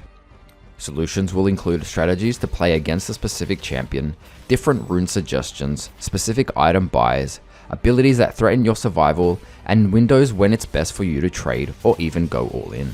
Remember, there are factors that I won't cover, like your ally or enemy jungler's pressure, going up against smurfs, very unconventional picks, and enemy roams from either top or bot.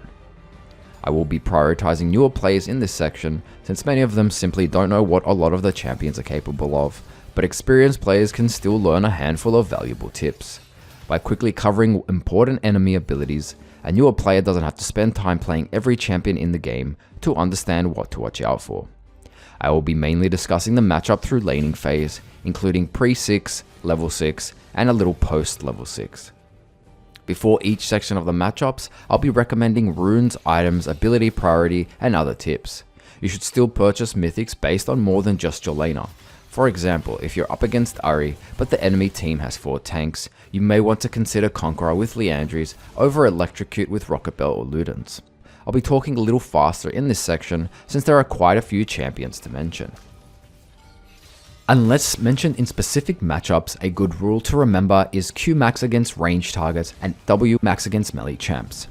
Remember, there's a few more pointers in gameplay. Q vs W max.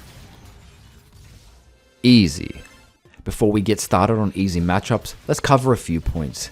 These champs have one or more following traits that favors Sylas' playstyle. They're either squishy, immobile, they have good ultimates to steal, and they have dodgeable skill shots. Electrocute and Conqueror is viable against most of these champions. Remember the quick Electrocute proc at level 1 with 2 E's, then 2 auto attacks, rushing to level 2, then using W heal. These lanes usually have one specific ability you have to watch out for before you can safely go in for a hard trade. Ahri. Pre-6, her main threat is her E charm, which will be followed up by her Q orb and 3 W fireballs for a short hard trade. Even if you get hit by the first part of her Q orb, just walk sideways to avoid the second true damage part. Also, avoid standing behind minions so she doesn't have the chance to Q you and the minions, forcing her to choose. Don't just dash onto her as her charm will interrupt your dashes, so only look to trade anytime charm is down. Try to bait it out or dodge it with your E dash anytime you anticipate it, and then follow up with E chain. After 6 she's going to be hard to lock down, so your best bet is to catch her out in Fog of War around walls, in the jungle and river with a full combo. Focus on combos without auto attacks when she has ult, dishing out as much damage before she dashes away. Her ult is great to use for 1v1s. If she plays passive, steal her ult and roam, ganking top, bot or the jungler. You can take Merc Treads if behind to counter the burst and CC from charm. Annie. Look for hard trades anytime her stun is down. Her stun is displayed beneath her health bar at 4 stacks, but watch out when it's at 3 stacks as she can quickly use an ability to proc it. She can burst you at level 6 with a full combo and ignite. Merc Treads are great to counter her burst and CC. Her ult is great to use for 1v1s. Aurelion Soul. Most Aurelions perma push with W orbs. Care for his slow Q skill shot which stuns and he will follow up with more damage. Use dashes to dodge his W. After level 3 you can look for hard trades by staying really close to him, avoiding getting hit by his orbs.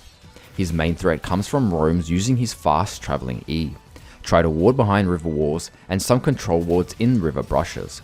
Ping teammates anytime he's missing and you predict which lane he's ganking. He can probably kill you with his ultimate combo from around 70% HP, so respect his damage, but try to punish him in the river when you can.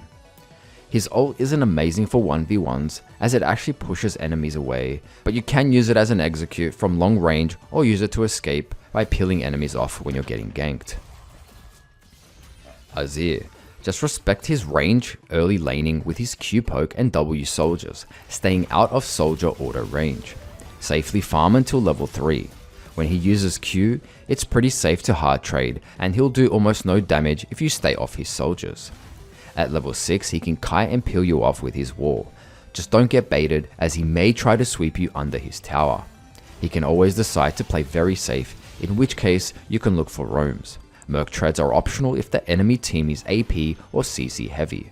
Using his ult for 1v1s is useful and it can be great for outplays under your tower, using it for escaping ganks and in early teamfights around objectives. Brand. His W AoE skill shot is his main poke tool. When possible, use your E to dodge this and even consider going in with E chain. His Q skill shot is his main threat which stuns you when you are already ablaze from his passive. When his Q is down, go for hard trades and all in. After 6, don't all in unless you are full HP, as his ultimate will bounce up to 3 times on you and his damage is extremely high. Brand recently got changed so he can actually bounce his ultimate off himself, therefore you want to stay away from him as well. Merc Tread's optional if there's more AP or CC threats. Using his ultimate will lack damage since you don't have the Blaze passive, however it will slightly slow Brand, making it easier to E-chain or land Q detonation. Echo. You win most trades after level 2. You can dodge his slow moving Q. You can look for hard trades after level 3.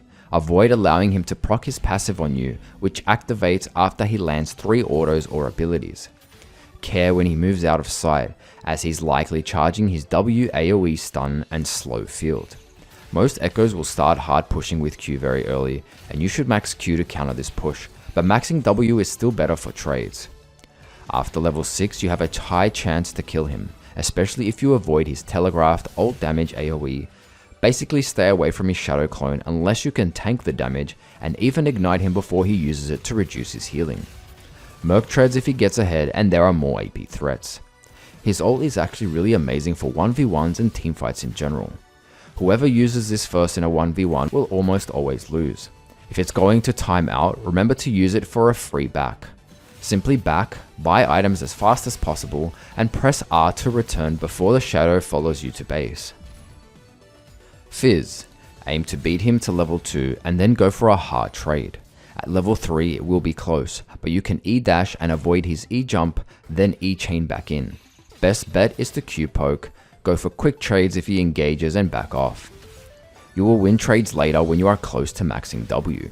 At level 6, if he ever hits you with his ult shark, he can one-shot you, so be ready to dodge it with E-dash and stay back.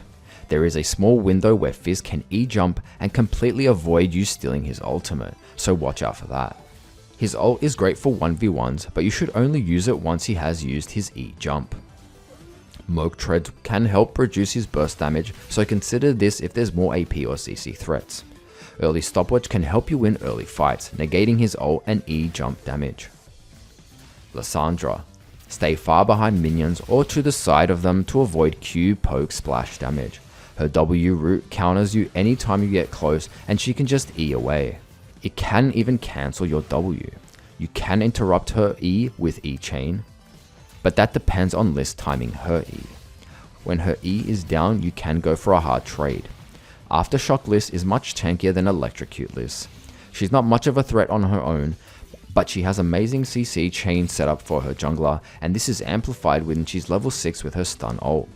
Best to push waves and roam. Using her ult is great for 1v1s, especially the CC, setting up for your jungler, teamfights early and ganking. Merc Shreds are a defensive option, mostly to minimize the CC. Lux. Dodge her Q skill shot either by sidestepping or using your dashes. Anytime her Q is down, you are safe to hard trade.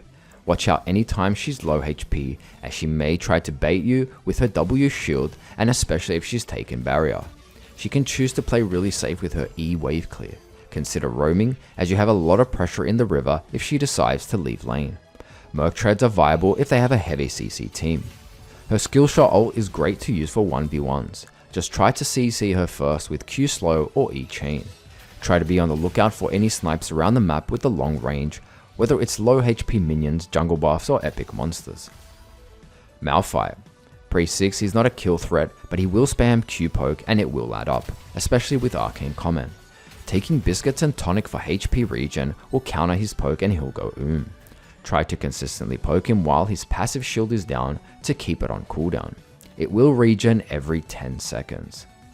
You can hard trade anytime he wastes his ability or his otherwise he'll likely outtrade you if he has everything up with his armor stacking W passive autos and E ground stomp. Push waves and roam. Respect his level 6 as he can one-shot you if he builds full AP and takes ignite. His ult is amazing to use for 1v1s, skirmishes, early teamfights around objectives, and ganking other lanes. Neeko. The key to this matchup is to dodge her E by sidestepping or using E-dash. Her E root increases in speed, width, and root duration when it passes through minions, and she will follow up with 2 procs from her Q and an empowered auto attack, chunking you for quite a bit. When her E is down, this is the best time to go for a hard trade. However, she will use W clone for safety, and you must predict which is the real Neeko before you output your damage. The fake Neeko only moves in one direction, unless it's pathing around the wall. The clone cannot auto or use abilities. A smart Neeko player will make it hard to target. You can still W the clone and receive a heal, so use it for sustain if you don't have a choice. Lots of Neekos try to roam, so be ready to catch her off guard in the river or around walls and full combo her. Her ult is great for 1v1s, and you can E-chain plus ult for a good synergy combo. It's also great to steal before teamfights early on around objectives and for ganking other lanes. Rumble. His W shield will block a lot of your trade and poke potential. Additionally, he is manaless, so he will always be able to use it. When he is above 50% energy, his Q flames and E harpoons increase in damage, so avoid trading during this window. Best bet is to bait him to overheat at 100% energy, then go for a hard trade and back off. At level 6, his large AoE field will damage and slow you, which he could use from long range to engage and set up for his jungler, so play extra passive. Using his ult is amazing for 1v1s, and he'll have a much harder time getting out of the AoE slow area compared to you. Liandries synergizes well with this ultimate. Merc Treads is a defensive option. Twisted Fate. His only real threat is his W yellow stun card, which will be followed up by his Q and auto attacks for a hard trade. Anytime he uses his W, you can go for a hard trade. After 6, keep a ward behind the river walls so you can see which lane he wants to use his TP ultimate to. Look to E-chain to cancel his ult if possible. Consider hard pushing waves so he can't just freely roam. Use his ultimate to match his roam and gank other lanes. Veigar. Although he's a squishy immobile champ, his E-cage, when used properly, makes it almost impossible to reliably trade. Go for hard trades when his cage is down. Try to bait it out using E-dash away and then follow up with E-chain. Avoid taking Q-poke damage as he will gain AP. His W is easy to dodge even if you're inside his cage. Anytime you are stunned, he will chunk you, and watch out when he uses it aggressively to set up for his jungler. At level 6 he has some kill threat if you get poked, and anytime you are around 30% HP, he will execute you with his ultimate. His ult is extremely effective to use in 1v1s, helping you finish off and execute champions around 30% HP or below. Merc Treads are an option to counter his burst and reduce CC time. Victor. Play safe until level 3, stay back from his Q plus E poke.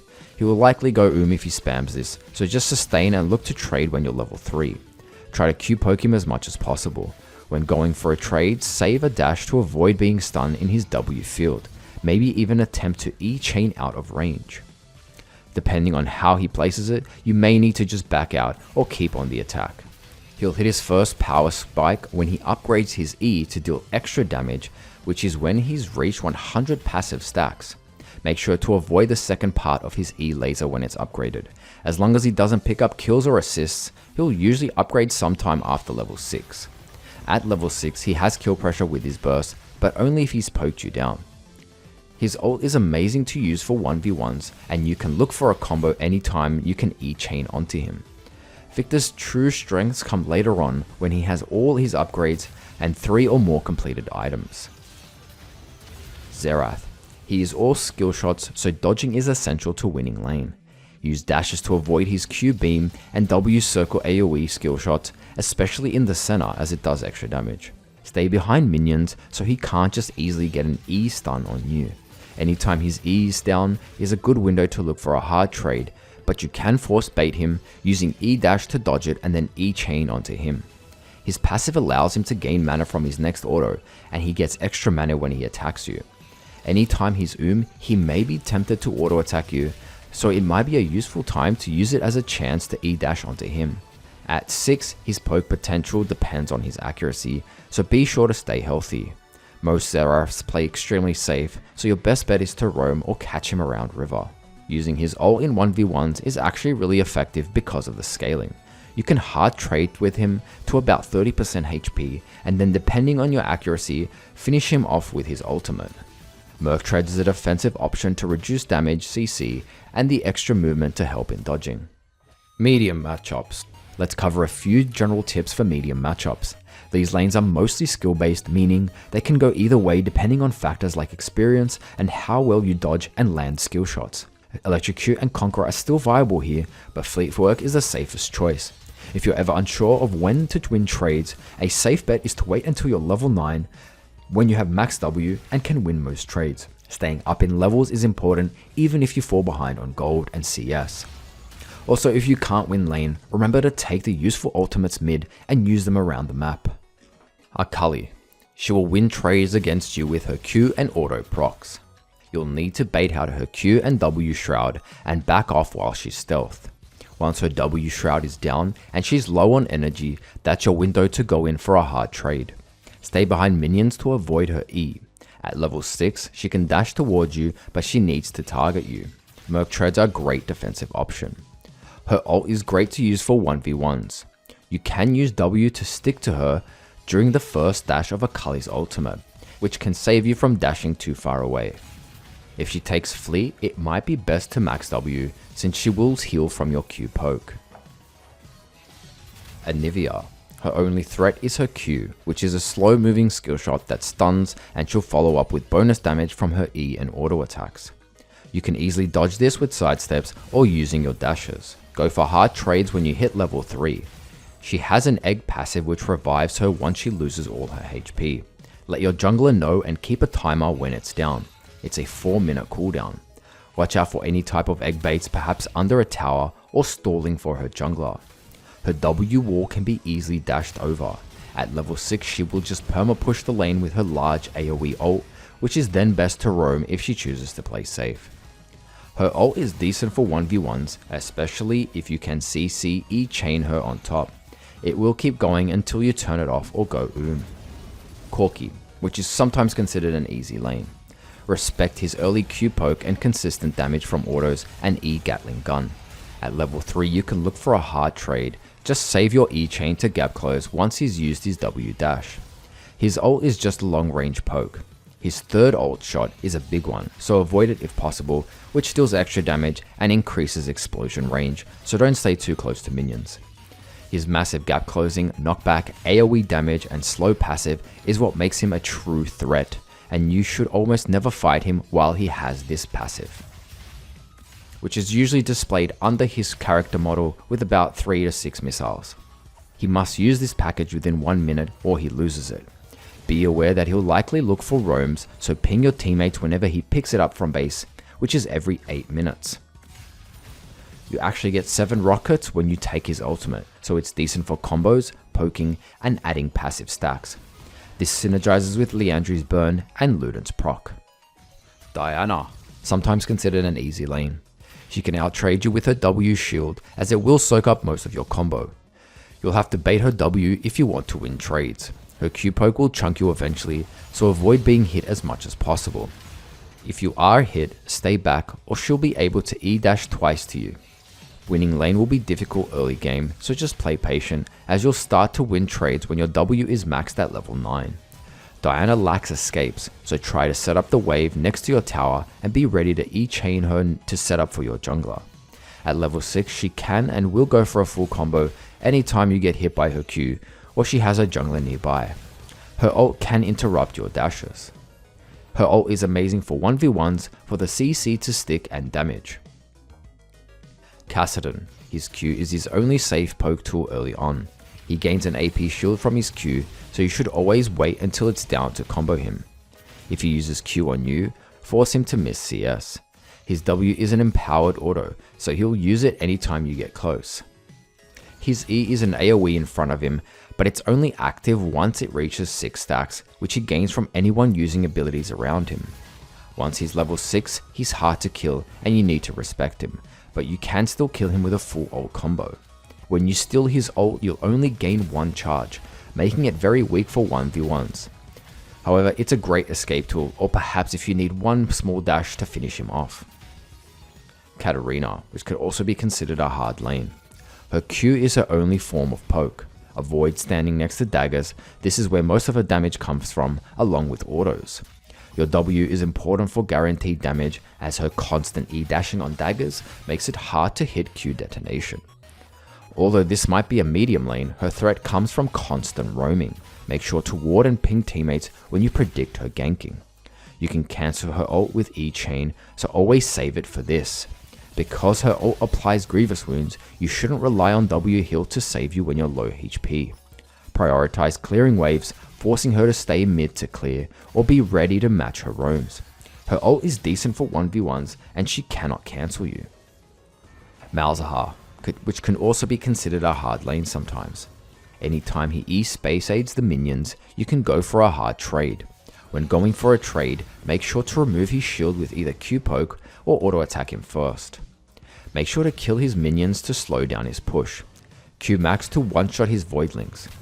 Although he's not a big threat pre-6, you have to respect his flash R suppress, as it may be followed up by a jungler, or he can kill you with a full combo if you're around 70 HP and below.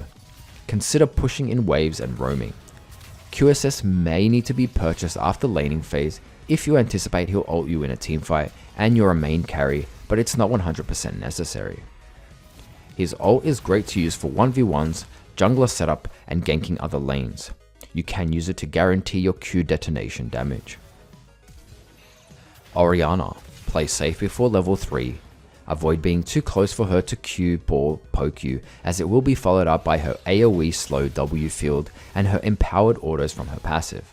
After level 3, best to bait her Q W poke, then go for a trade anytime she wastes it. She can choose to play very safe, making it hard to get a kill. After level 6, watch out for her E shield and ult pullback bait under tower. Plenty of Oriannas take barrier, so take that into account. Look to roam if the lane becomes stale, as she can perma push you with her wave clear. Her ult is great to use in terms of CC and damage, but you need to get in close, as you basically become the ball. Although you can actually cast the ult when your E chain connects, and it will activate once you arrive, it might be better just to use it when you arrive to chain the CC. Qiyana. Her level 1 is weak, and you should look for a level 1 E trade when possible. At level 2 onwards, her Q poke spam will add up over time, but you can avoid most of these by standing behind minions so the range is halved, and E dash to avoid some of them. Don't engage onto her as she has plenty of damage at level 3. You can safely trade once she has used at least one of her Qs, although she is quite mobile with W and E dash plus her Q brush. Her ult is good for 1v1s, but you must be close to elements for it to be effective. This is extremely effective in the river and the jungle, where a lot of early fights happen. Seeker's Arm Guard as a priority first buy to reduce most of her burst when it's fully stacked. Rise, which is also considered an easy lane sometimes.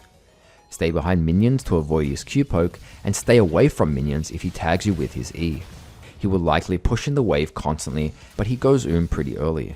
Focus on farming safely until level 3, when you can go for hard trades anytime he wastes his abilities. Consider Merc Treads if the enemy team has heavy CC. Look to roam once he starts perma-pushing waves. After 6, he can match your roams easily with his ult. You can cancel his ult with E-Chain. Using his ult for 1v1s is useless. However, it can be useful for escapes and ganking other lanes. Syndra. Play safe until level 3. Avoid taking her Q poke damage, as she can spam it every 4 seconds at 0 ability haste. Her E long range stun is her main threat. She'll use it for big trades, to set up for her jungler, and even to peel you off. Therefore, you should look for hard trades anytime it's down, using your E dash to dodge it, then engage with E chain. At level 6 she can burst you at around 80% HP, and if she stacked her Q balls. You can full combo her anytime you catch her around walls or river. Her ult isn't great for 1v1s since you can't stack her balls, but it's still reliable damage. Merc Treads are a great way to reduce damage, CC, and provide movement speed to dodge her skill shots early. Talon. You can rush level 2 to win a trade. Respect his passive damage, which activates at 3 stacks whenever he hits his Q and 2 parts of his W. He has huge kill threat at level 2, even if you have about 80% HP. Try to at least dodge the second part of his W by E dashing away, then E chaining in when you go for hard trades. You can poke him down from safe range before committing to an all-in. At level 6, you both have kill potential, but you'll either need to poke him down or get the jump on him. He becomes more of a threat to your team with his E wall jumping roams. Ward around river and wall. Spam ping your team when he's out of vision, keep waves pushed and match his roams when you can. His ult isn't that great for 1v1s, but it's reliable damage as you are close. The invisibility is great for early fights and ganking lanes with the movement speed. Seeker's Arm Guard is a priority first buy, and you can win trades when it's fully stacked. Finish Zhonya's later on, and he'll have a hard time killing you all game. Vel'Koz, which also can be a hard lane. All his abilities are skill shots, so sidestepping and dashing is key to winning. Stay behind or besides minions to block his Q, which shoots 2 skill shots perpendicular. Save your E dash to dodge his E knockup. Anytime his E is down, you can go for hard trades if he lets you get close. Avoid getting 3 stacks from his passive as it deals true damage. Stay back to remove the stacks anytime you have 1 or 2. They time out after 7 seconds. Maintain control in rivers so he won't be able to leave his lane. Otherwise, punish him if he does. You can interrupt his ult with your E chain. He remains still while channeling his R laser beam. Rocketbelt is amazing to avoid skill shots and get in close to combo him. His ult is a little weak since you won't add his true damage stacks, but it's useful to finish off and slow enemies. Vladimir, which is sometimes considered an easy lane. If you are planning to go for kills, then Ignite will be necessary to reduce his healing as well as damaging him in his W pool. Play safe until level 3, avoid taking Q and E poke damage. Especially avoid his empowered Q when the bar under his HP bar is full, even if you miss a melee or cast a minion. After level 3, once his Q is down, you can look for a hard trade. At level 6, he becomes hard to kill with his healing and W for safety whenever you use E chain. His ult is great to use for 1v1s as well as teamfights, and it's best used first so it enhances all your damage plus the time it takes to receive the heal. Oblivion Orb is a great way to counter his healing early on, especially if you are planning to build Morello later on. Yasuo. He wins extended trades, so keep trades quick, ideally next to your tower. His Windwall will block your E chain, so either wait until it's on cooldown or you'll need to dash behind it. It will block the first part of your ultimate. Don't trade while he has his Q Tornado ready. Try to poke him to get rid of his passive shield before a trade. At level 6, avoid getting knocked up with his Q Tornado or he'll ult combo you. Respect the jungler if they have a knock up, as he will most likely use them to initiate. His ultimate isn't that effective at level 1s in terms of damage and requires you to knock him up with your E chain to activate. Seeker's Armguard is your priority first buy, and when fully stacked, you can go for hard trades and you'll win most of them with W max heal. Zhonya. His Q is short range skill shot, but after he procs this twice either on you or minions, his third Q becomes a long range dash and knock up, displayed by a tornado around him, so play safe and back off while it's up. His W AoE shields him. E dash is his main gap closer outside of his third Q, and procs extra damage when he returns, so he will win trades during this E window. E has a long cooldown, around 20 seconds early game, so look for trades while it's down. E is telegraphed and will always return to the shadow location. Therefore, you can use this as a chance to land your E chain and Q detonation and any ult skill shots. He becomes a massive threat when he hits level 6. Once he ults, there's a small window you can quickly dash out of range, so be ready. He's pretty squishy and lacks a reliable escape without his ultimate, so look to catch him out and full combo him. His ult is great to use for 1v1s, and you can then chain CC with E chain to guarantee Q damage. Use it for ganking other lanes. Seeker's Armguard is a priority first buy. Zed. Stand behind minions to avoid taking most of the damage from his Q shurikens. At level 3, you need to respect his W shadow combo, where he can E slash to slow you and follow up with Q and autos after he dashes onto his shadow, but you can avoid most of this damage with an E dash and then return E chain on him. Once his shadow is down, you can look to hard trade. At level 6, if he ever ults you first, remember that he will always appear behind you, so you can time your E chain for a guaranteed knockup and follow up with a combo. There is an extremely small window for him to dodge your ult when you try to steal it during the first part of his ultimate when he becomes untargetable, so watch out for that. You can actually use his ult to completely negate his ult damage or any Q shurikens and then full combo burst him. Seeker's Armguard is great to rush, and he'll really struggle to kill you when it's fully stacked, and you'll probably be looking to build Zhonyas later on anyway. Ziggs. He is all skill shots, so dodging is key. His Q bouncing bomb is easier for him to hit when you're next to minions because of the splash damage. He can peel you off quite easily with his W satchel jump and create an AoE area, with E making it hard to dash towards him unless you're willing to take damage. Look to trade anytime these are down. At level 6 he will most likely perma-push waves, so it may be best just to push waves and roam. His ult does more damage in the center, so try to at least avoid that main damage. He can't really follow your roams, and if he tries, look to kill him in the river and around the jungle. His ult is great to use for 1v1s, and the scaling is insane. Try to Q slow or E chain him to guarantee the damage in the center. Mercs are fine to purchase if the enemy has more AP threats. Hard matchups. Some quick points with hard matchups. Safety is important here, so simply staying even in levels and reaching your first completed item is your main goal. Fleet footwork is almost always recommended. Cassiopeia. Avoid her small AoE Q poison, or she'll follow up with her E Twin Fang spam. If she spams this early in lane, she will go and you should out-sustain.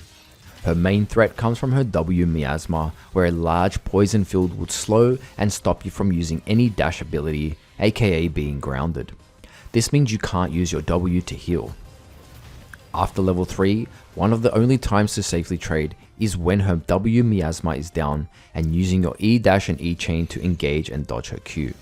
You can also try to trade when she's around 30% mana and below, as she can't spam E early without going You can potentially dash over the Miasma poison field with E dash and chain if you're just outside its range and Cass is on the other side. Her level 6 is a threat with her large AoE stun ultimate, so be ready to face away when you anticipate it to at least avoid the stun. Her ult is great to use for 1v1s and you should look to burst her if you can get the jump on her.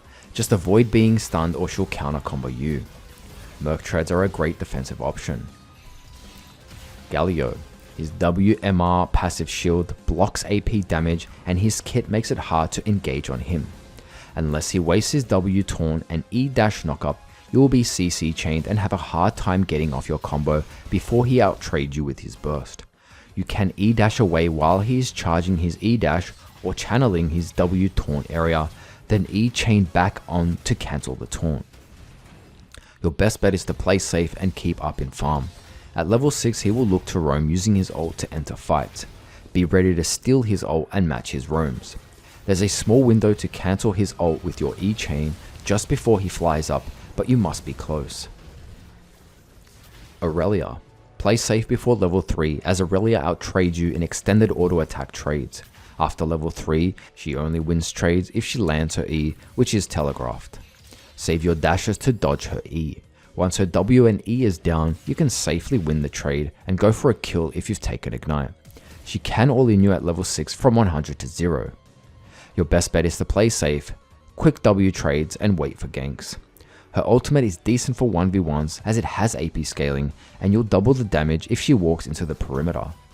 Seeker's Arm Guard is an amazing defensive first buy. LeBlanc. Play safe before level 3. Avoid getting hit by her W dash whenever she Q marks you, as she'll then follow up with E chain, which you should use your E dash to avoid being hit, or if the initial chain hits, use E dash to get out of the tether range. The good news is that you can instantly return the damage with your W and heal. She's extremely slippery and is one of few champs who can dodge your E dash and E chain, then return and hard harass. Try to predict your return by throwing your Q towards her W pad on the floor.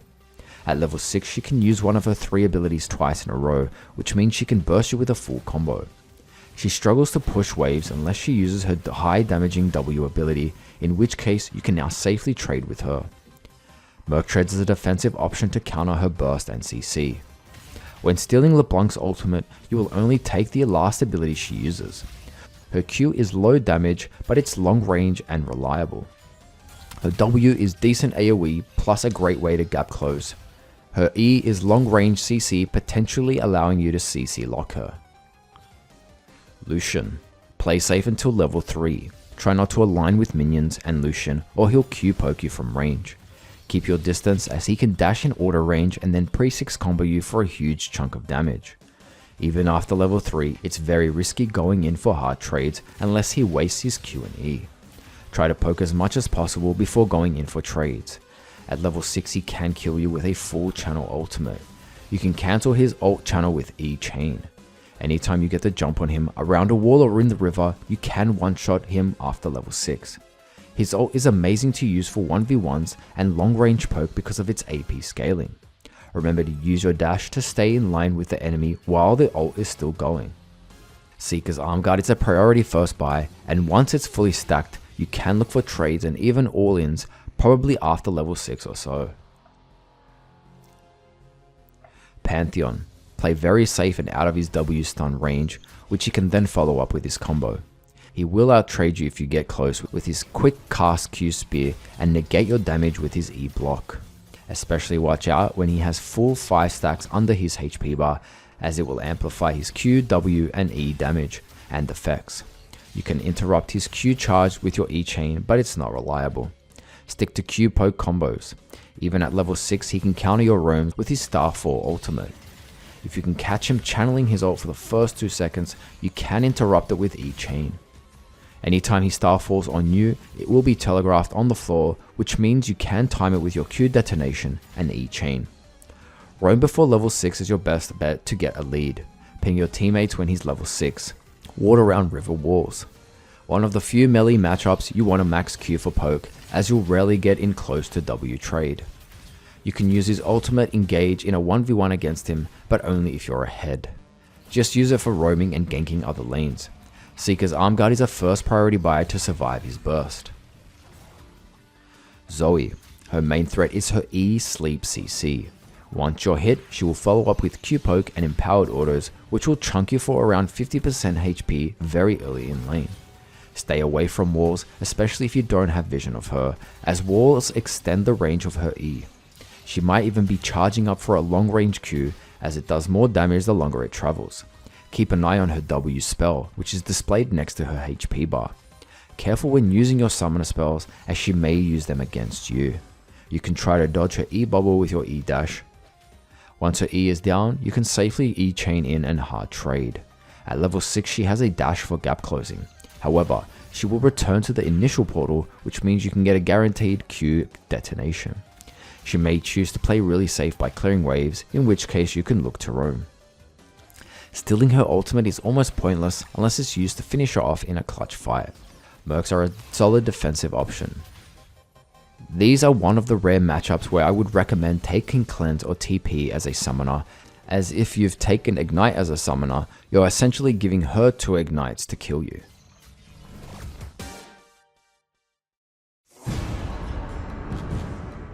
Whether you're looking to try Sylas in a normal game, or ready to become a full-time Sylas main, let's go through pros and cons you'll want to consider.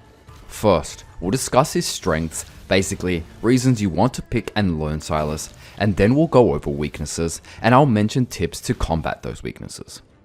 Strengths. Versatile. If there was one word to describe Sylas, this would be it. With the most versatile ultimate in the game, Sylas has almost unlimited possibilities, and every game will feel completely different. His kit includes poke and a slow with his Q, rewarding good placement with even more Q detonation damage. A heal, dash and guaranteed damage on his W. And his loaded E ability, allowing him to dash to a target location, potentially dash again and CC an enemy. Not to mention his passive auto attacks that deal AoE and increase his attack speed. This versatility doesn't just apply to his kit. His builds, runes, and even playstyle for each game can be changed and fine-tuned to fill whatever goal you're after. Mobility. As already mentioned, his W has 1 dash and his E has 1 dash and potentially 2 total dashes. With 3 dashes and potentially more from a Rocketbelt active and a stolen ultimate, say from Ari, you're talking about 7 dashes in total within a few seconds. Outplay potential. With all this mobility, his potential to outplay becomes insane. Mixed with a W heal bait and items like Zhonya's, you'll always have a trick up your sleeve to force a clutch play. Burst plus snowball potential. I put both these qualities together because once Sylas gets ahead, he'll burst anything in his way and snowball games, becoming an unkillable sustain monster. If you have even one champ that can supply a heal, shield or any other buffs, you'll find yourself confident enough to 1v5 in some cases. Rewards experienced players. If you have experience playing most champions, Sylas might just be the champ for you. Sometimes it's not enough to just know what another champion's ultimate does, but actually having experience using that ultimate will allow your muscle memory from all those games to kick in. Master his laning phase and the rest will come naturally to you. Weaknesses. Now let's go over weaknesses and I'll suggest some solutions to counter them. Vulnerable laning. As with any melee champion mid, they can be punished during the early laning phase. Even if you play too safe, you might fall behind on gold. Although Sylas is ideal for receiving ganks, there'll be games you can't rely on your jungler. In order to avoid any of this happening, you'll want to pick runes, items and summoner spells to help you ease through this phase. A little preparation early can go a long way, so your first decision will come in Champ Select. In Champ Select, you should prioritize runes and summoners based on the enemy laner, the enemy jungler, and your jungler. Remember to check builds, gameplay, and matchup section for specific details. I added this weakness first, as I truly believe if you mastered this, you'd have already taken care of his biggest weakness. You'll also pick up a bunch of valuable skills going in for hard trades in this part of the game. So I guess the last tip to combat this is simply practice and test your limits, hopefully in normal games first. Force to CS under tower. This leads on from the last weakness. One of the only ways to improve is again to practice CSing under tower, timing your abilities and autos to last hit minions in synergy with the tower shots. You want to be careful early not to waste your entire mana bar for one wave. You want to at least have enough for a full rotation so you can follow up any ganks you receive or be ready to hard trade once the wave is gone. Weak when behind.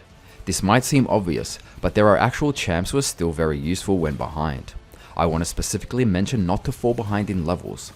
Falling behind in CS or gold can be fine, but it's when you start falling behind in levels you'll lose so much damage and stats.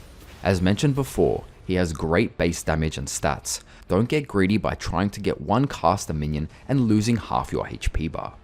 Check the gameplay section for more tips on what to prioritize when farming. Healing reduction. Maxing W is one of the most consistent ways to play Sylas, as it's an almost guaranteed way to deal damage, dash to your target, and receive that ever important heal. Some laners will catch on and buy Oblivion Orb or Executioner's Calling to counter this. Laners who have taken Ignite will also make it risky to go for a clutch heal at low HP, forcing you to use it early.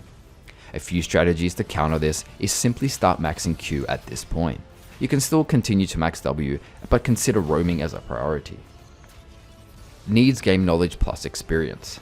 This applies specifically to champion ultimate experience, as you'll have a hard time reacting and using the best ult for each situation if you're not familiar with the other champions' ultimates. I recommend normals and even bot games for newer players. Simply test taking ults for fun, and you can always read the ult description once you've stolen it if you need to refresh your memory. Even if you've been playing League for a while, unless you've played certain champs a number of times, you won't have that muscle memory when it comes to their ultimate, and therefore just won't be executing plays optimally. Ultimate reliant.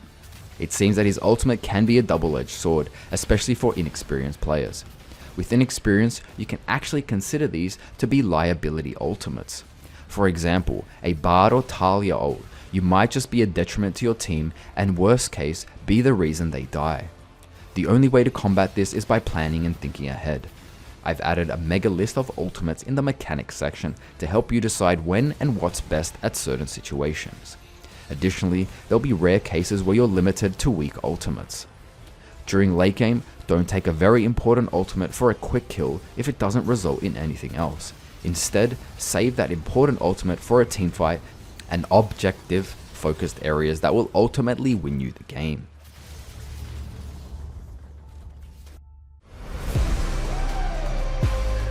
Top lane Sylas.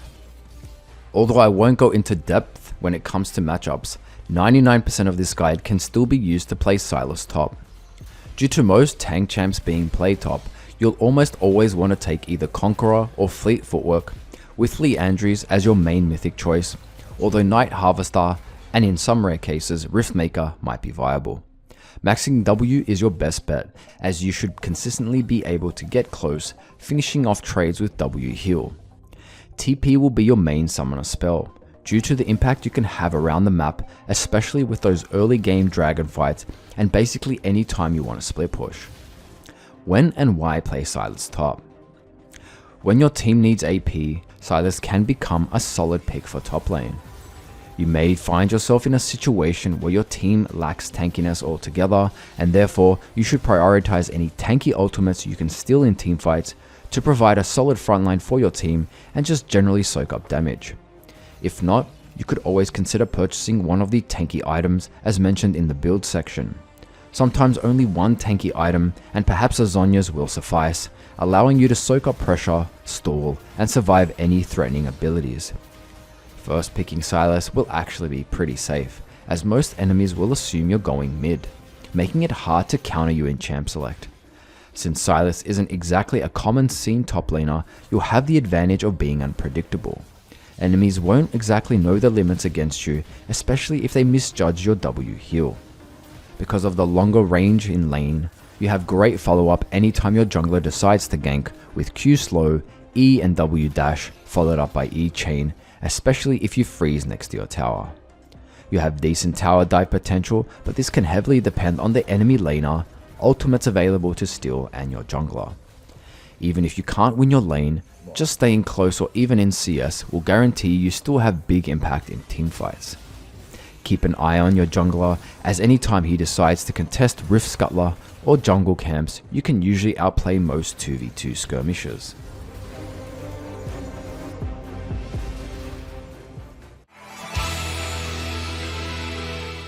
Don't be afraid to really test your limits with Sylas. Laning phase can feel uneasy at first, since you're still learning how much damage you can output before you W heal to end the trade. I would seriously recommend learning laning phase as a priority, as once you have this covered, the learning curve becomes a lot easier and much more fun. With a potential 6 mythic items to choose from, 5 different ultimates every game, and such a versatile playstyle, Sylas has easily become one of my new favorite champs to play, as every game has its new challenges and ways to dominate. This guide might be long, but don't get overwhelmed by all the combos and mechanics.